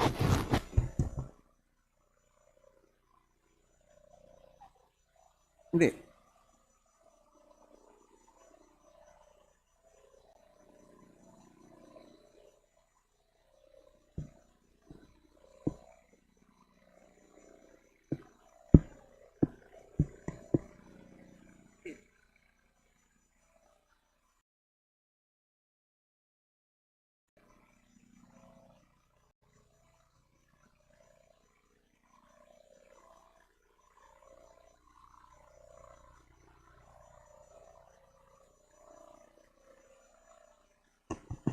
Session resumed. Majority Leader. Madam Speaker, I withdraw that motion, and I move to consider on third reading House Bill number 9001, which printed copies were distributed to members pursuant to our rules. And for this purpose, may I request the Secretary General to read the title of the bill and thereafter call for nominal voting. Is there any objection? The chair hears none. The motion is approved. The Secretary General is directed to read the title of the measure and therefore call for the roll of nominal vote. House Bill number 9001, an act granting the Cagayan de Oro Media Corporation a franchise to construct, install, establish, operate, and maintain radio and television stations in the Philippines. Roll call of members in consideration on third reading of House Bill number 9001. Abalo, Sabante, Asidre, Acop, Costa, Diong, Advincula, Agaraw, Aguiao, Alano, Alba, Albano, Almario, Chino, Miguel, Almario, Dennis, Almonte, Alvarez, Jose, Alvarez, Mercedes, Amati, Amatong, Angara, Angeles, Aquino, Aquino, Magsaysay, Arbison Munir, Jr., Arena, Sarugansha, Sisio, Atay, de Aumentado, Ayon, Bagao, Balindong, Banyas, Nograles, Mocoro, Barbara, Barbers, Baronda, Basarga, Bascug, Bautista Claude, Bautista Johan Monich, Bautista Lim, Beltran, Benitez Alfredo, Benitez Javier Miguel, Bernus Ching, Bernus JB, Biron Bucobo, Bolilia, Bondok, Briones, Bulit Begtang, Cagas, Calderon, Calixto, Cawagdan, Carrie, Castro, Caiton, Celeste, Sendaño, Siniza, Chan, Jan, Franz, Norberto, Silito, Almario, Chan, Junar, Chua, Chuatay, Chongalao, Coco, Pilar, Cojuanco, Jaime, Eduardo, Mark, Cojuanco, Mark, Juliantes, Corvera, Cruz, Agata, Cruz, Ricardo, Cruzado, Cuadago, Dalog, Bianghirang, Daza, De Jesus, De Lima, De Venecia, Defensor, De Gama, Del Mar, De Los Santos, De Macua, De Maguila, De Mapora, Imada, De Mapora, City Amina, De Ocno, Dionisio, Domingo, Domogan, Duterte, Howard James, Duterte, Omar Vincent, Duterte, Paulo, D. Faustino, Michael Carlos, D. Ian Paul, De Lago, Emano, Enverga, Risa, Escudero, Espares, Espina, Estrella, Pereira, Antonio, Flair, Jeffrey, Flores, Fortes, Frasco, Fresnete, Fentebele, Galang, Galeos, Garbin, Garcia, Albert, Garcia, Dante, Garcia, Arturo, Garcia, Karen Hope, Garcia, Maria Angela, Cariola, Garin, Gachodian, Gato, Glepa, Go, Gomez, Gonzales, Alexandra, Gonzales, Eliza, Michaela, Gonzales, Christopher Sheen, Gonzales, Roy, Gorizeta, Gico, Ginto, Gulias, Gutierrez, Hernandez, Charisan, Hernandez, Dennis, Hernandez, Ferdinand, Hernandez, Ramil, Hope for Rasi, Moribata, Ismuda, EY, Javier, Co. Antonio, Co. Elisa, Co. Wilton, Ponghun, Co. Labad-Labad, Lacson, Lagbas, Lagdamay, Jose Manuel, Lagdamay, Monique, Asmin, Maria, Lagman, Lagon, Daphne, Lagonsani, Lara, Rosatin, Ledesma, Ligasyon, Legarda, Legaspi, Levisa, Libanan, Lopez, Loria, Loyola, Luis, Lumayag, Makapagal, Arroyo, Makasahit, Maceda, Madrona, Malapitan, Magandadato, Maniquis, Marañon, Marcoleta, Marcos, Marquez, Mastura, Matibag, Matugas, Mendoza, Mercado, Revida, Miraflores, Momo, Montes, Nava, Nazal, Nisay, Nolasco, Waminal Henry, Waminal Sancho, Fernando, Olivares, Ongchuan, Ordanes, Oreto, Ortega, Juan Dizon, Padiernos, Panarigan, Pancho, Panotes, Pascual, Perez, Pimentel, Plaza, Pleito, Po, Primicia, Sagabas, Pomarian, Puno, Kimbo, Rama, Rector, Regencia, Rimulya, Revilla, Brian, Revilla, Monjolo, Ridon, Rivera, Robes, Rodriguez, Eloy, Rodriguez, Maximo, Rodriguez, Rufus, Roman, Romualdez, Andrew Julian, Romualdez, Ferdinand Martin, Romualdez, Yeda Marie, Romualdo, Romulo, Roque, Sagarbaris, Sacaloran, Salceda, Salis, Salvacion, Salvador, Salvames, San Fernando, Santos Maria Alana Samantha, Santos Mark Anthony, Shimura, Singson Rochelle, Singson Ronald, Singson Mihan, Solon Soriano, Suwan, Swansing Bella Vanessa, Swansing Michelangelo Suarez, Sonta Italiado, Tan Eman, Tan Joseph, Tan Keith, Micah, Tan Reynolds, Michael, Tan Samir, Tan Stephen James, Tan Chaitan Watko, Tariela, Tudora, Tereng, Teves, Tiangco, Tiang, Tino, Tolentino, Tuman, Tufo, Jocelyn, Tufo, Ralph Wendell, Tupas, Yotorti, Umali, Ungab, Uidecardo, Uy, Roberto, Valeriano, Vargas, Alfonso, Veloso, Tuason, Vergara, Villa, Villafrete, Miguel Luis, Villafrete, Vincenzo, Renato, Luigi, Villanueva, Villarica, Violago, Yam Suan, Yap Arthur, Yap Christopherson, Yap Eric, Yap John Gisnal, Yatco Inares, Yu Jaisal Victoria, Yu Joseph King, Yulo, Zamora Maria Carmen, Zamora Isabel Maria Zubiri. Second call of members in consideration on third reading of House Bill number 9001. Abante Advincula, Garo Alano, Alvarez Mercedes, Amatong Areno, Samentado, Barbers, Bosco Benitez, Alfredo Benitez, Javier Miguel, Biron, Gorvera, Cuwa de Hirang Daza, De Jesus, De Venecia, De Gamo, De Los Santos, Dimaporo City, Amina, Duterte, Harold James, Duterte, Omar Vincent, Duterte, Paulo, Di Faustino, Michael Carlos, Di Ian Paul, Pereira Jeffrey, Garcia Albert, Go Godias, Hernandez Charis, Ann, Hernandez Dennis, Oribata, EY Lacson, Magandadato, Mercado Revilla, Nazal, Ongchuan, Padernos, Pascual Plaza, Primicia, Sagabas, Puno, Kimbo, Rector, Rimulya, Revilla, Brian, Salceda, Sally, Santos, Mariana, Samantha, Shimura, Solon, Swansing, Bella Vanessa, Swansing, Michelangelo, Suarez, Daliado, Tan Reynolds, Michael, Tan Samir, Tan Stephen James, Teves, Tolentino, Tupas, Yotorti, Ungab, Oidecardo, Ur, Roberto, Veloso, Tuazon, Villa, Villanueva, Villago, Yap Christopherson, Zamora, Maria Carmen.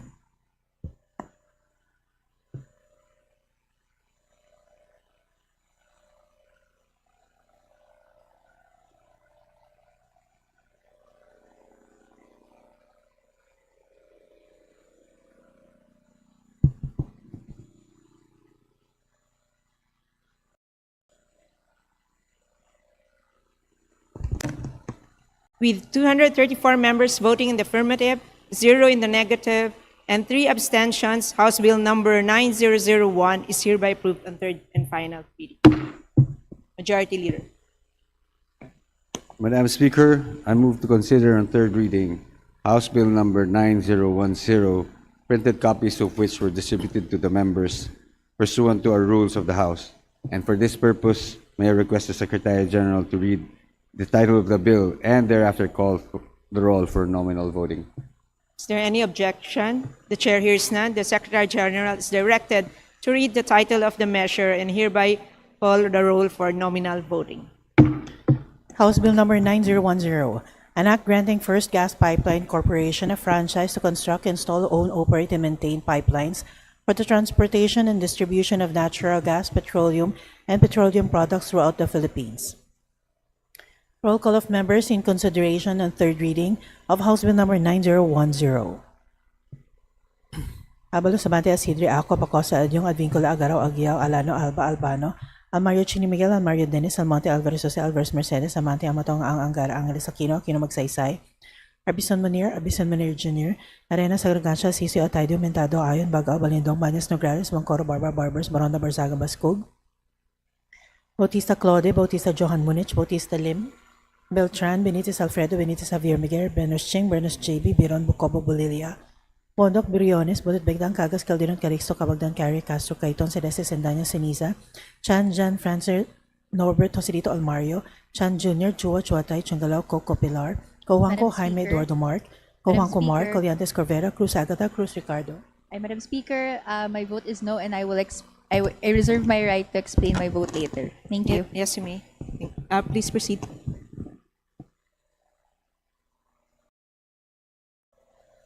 Pilar Cojuanco Jaime Eduardo Mark, Cojuanco Mark, Coliantes Corvera, Cruz Agata, Cruz Ricardo, Cruzado Cuadagok, Dalag de Hirang, Daza de Jesus de Lima de Venecia, Defensor de Gama del Mar, de Los Santos, de Macoa de Maguila, Dimaporo Imelda, Dimaporo City Amina, Diokno Junicio Domingo Amogan, Duterte Harold James, Duterte Omar Vincent, Duterte Paulo, Di Faustino Michael Carlos, Di Ian Paul, Dalago. Madam Speaker, my vote is no. Thank you.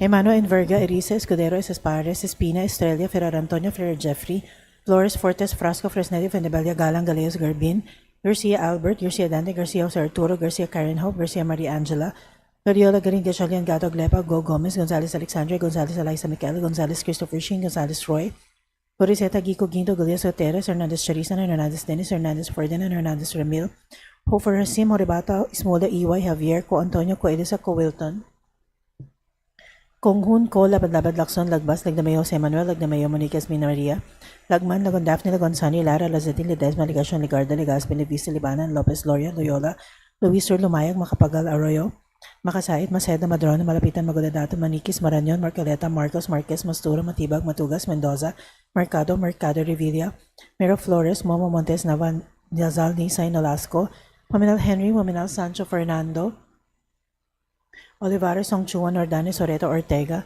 Juan Dizon, Padiernes, Panaligan, Pancho, Panotes, Pascual, Perez, Pimentel, Plaza, Plato, Poe, Primicia, Sagabas, Pumarin, Puno, Kimbo, Rama, Rector, Hensha, Remulia, Revilla, Brian, Revilla, Ramonjolo, Ridon, Rivera, Trobes, Rodriguez Yulohoya, Rodriguez Maximo, Rodriguez Rufus, Roman, Romaldo, Sandro Julian, Romaldo, Ferdinand Martin, Romaldo, Siada Marie, Romualdo Romulo Rocos Agarbaria, Sacalon Salceda, Sally Salvacion, Salvador Salvamis, San Fernando, Santos Maria Alana Samantha, Santos Mark Anthony, Shimura, Singson Michelle, Singson Ronald, Singson Mian, Salon Soriano, Swan, Swansing Bella Vanessa, Swansing Michelangela Suarez, Sontay Taliado, Tan Eamon, Tan Joseph, Tan Kit Micah, Tan Reynolds Michael, Tan Samir, Tan Stephen James, Tan Chay, Tan Watco, Tariado, Doro Tereng, Teves, Tiangco, Tieng, Tino. Madam Speaker, I vote no and will explain my vote later. Yes, you may. Thank you. Please proceed.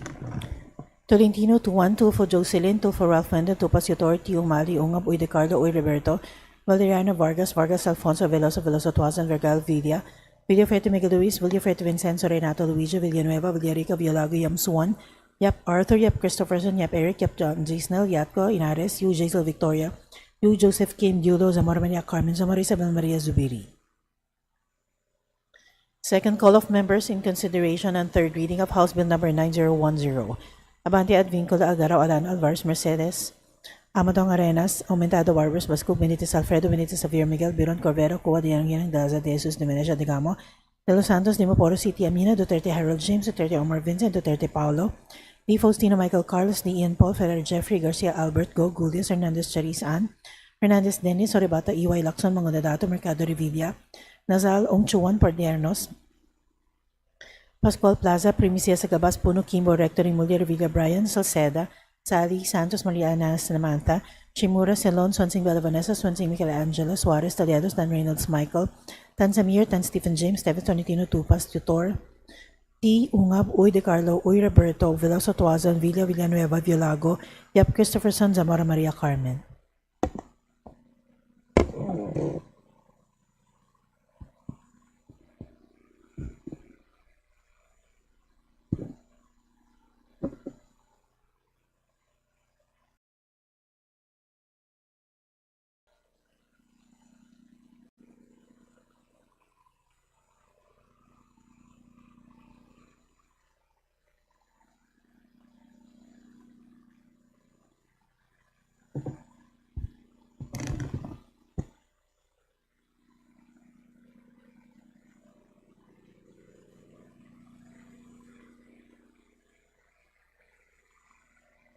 With 224 members voting in the affirmative, 3 in the negative, and 10 abstentions, House Bill number 9010 is hereby approved on third and final reading. The Honorable Rene Luis M. Co. from the Kabataan Party List is recognized to explain her vote. You have 3 minutes. Thank you, Madam Speaker. Madam Speaker, mga kapwa mambabatas at lahat ng mamamayang nakikinig, bumoboto ang kabataan ng no sa House Bill number 9010 at mariin nating tinututulan ang pagbibigay ng prangkisa sa First Gas Pipeline Corporation, not only for transportation but also distribution of natural gas energy, dahil ito po ay 60% owned by Prime Infrastructure Capital Incorporated, which is primarily owned by Enrique Razon Jr., the richest Filipino, the 175th richest in the world with a net worth of $16.5 billion or 1 trillion pesos.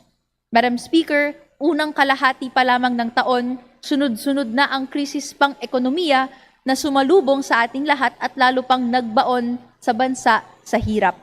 So Madam Speaker, this is just simple math. An economic crisis plus the unrestricted control of billionaires on our economy equals a disaster for the Filipino people and a super booster for their already fat pockets. May natutuhan po ba tayo sa pagsirit ng presyo ng langis nitong nakaraang mga buwan kung bibigyan lang natin ng prangkisa at dagdag kita si Enrique Razon Jr.? Sa pagpasa ng panukalang batas na ito, hinahayaan na lamang natin na lalo pang magpayaman ang mga mayayaman habang naghihirap at pinagkakakitaan ang higit na napakaraming mga mamamayang naghihirap. Hahayaan lang din natin si Enrique Razon Jr. na pagmay-arian ang lahat ng natural gas infrastructure sa ating bansa habang napapabayaan ng gobyerno ang tungkulin na pangasiwaan ang bawat serbisyong pampubliko. Kaya Madam Speaker, malinaw ang tindig ng kabataan. Wala sa kamay ng mga bilyonaryo ang tunay na pag-unlad ng ating mga pangunahing industriya. No, ang tugon ng kabataan sa pagbibigay ng prangkisa na ito. Serbisyo sa tao, huwag gawing negosyo. Muling isa bansa ang industriya ng langis. Maraming salamat, Madam Speaker. The Honorable Antonio L. Tino is recognized to explain his vote. You have 3 minutes. Maraming salamat, Madam Speaker. We register our unequivocal no vote on House Bill number 9010, which grants a 25-year nationwide franchise to First Gas Pipeline Corporation. This bill is not a simple update to an existing franchise. It is a legislative instrument for the wholesale surrender of the nation's strategic energy resources and infrastructure to a private oligarchic monopoly.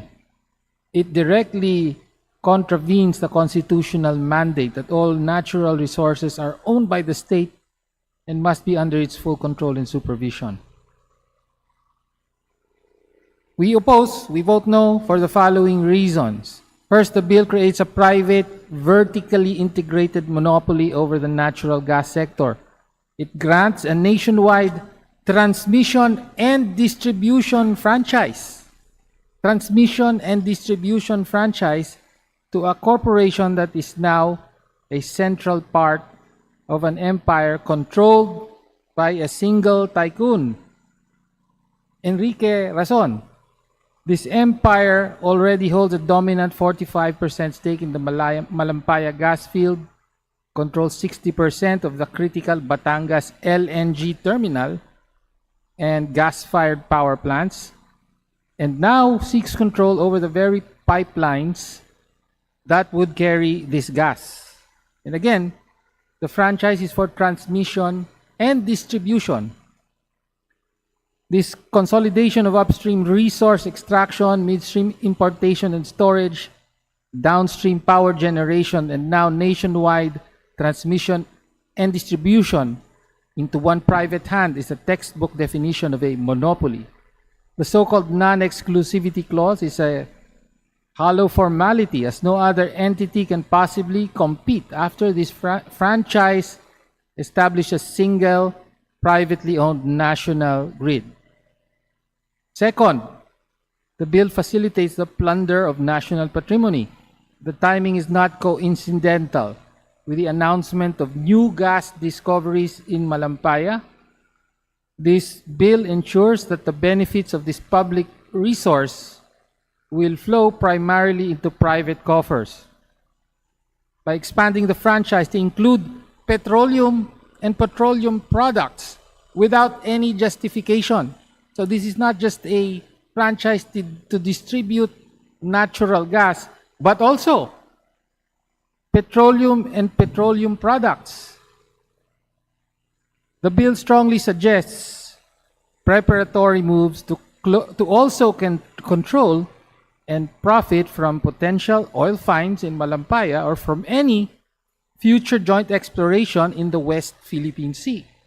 Advanced po mag-isip ito. This is a preemptive grab on the nation's remaining energy wealth. Third, the bill will exacerbate the energy crisis and burden the Filipino people. A private monopoly controlling a national transmission network and distribution network has the power to set unaffordable tariffs, dictate terms to power generators, and prioritize export or pure profit over domestic needs. This will lead to higher electricity prices, stifle national industrialization, and deepen energy insecurity. It institutionalizes the crisis of the privatized power sector. Fourth, the bill raises serious questions of corporate maneuvering and legislative good faith. The transfer of the franchise from the parent holding company to its subsidiary coincides with major recent changes in corporate ownership and control. This Congress is being asked to grant a valuable public franchise without full transparency on who the ultimate beneficial owners are. Please wrap up. Yes. Let me also mention the infrastructural carbon lock-in. This franchise authorizes a nationwide pipeline system that creates a carbon lock-in effect. The massive capital investment required for such infrastructure ensures that the country will remain tied to fossil gas, particularly to very expensive imported LNG for the next 25 to 50 years to ensure corporate profitability. This effectively crowds out the development of genuine, decentralized, and community-based renewable energy sources like solar and wind, as the national grid becomes structurally dependent on the oligarch-controlled gas network.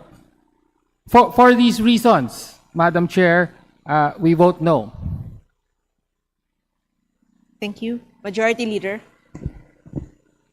Madam Speaker, I move to immediately transmit to the Senate all bills that we have just approved on third reading. There's a motion. Is there any objection? The chair hears none. The motion is approved. Majority Leader. Madam Speaker, I move to suspend session for a few minutes. Session suspended.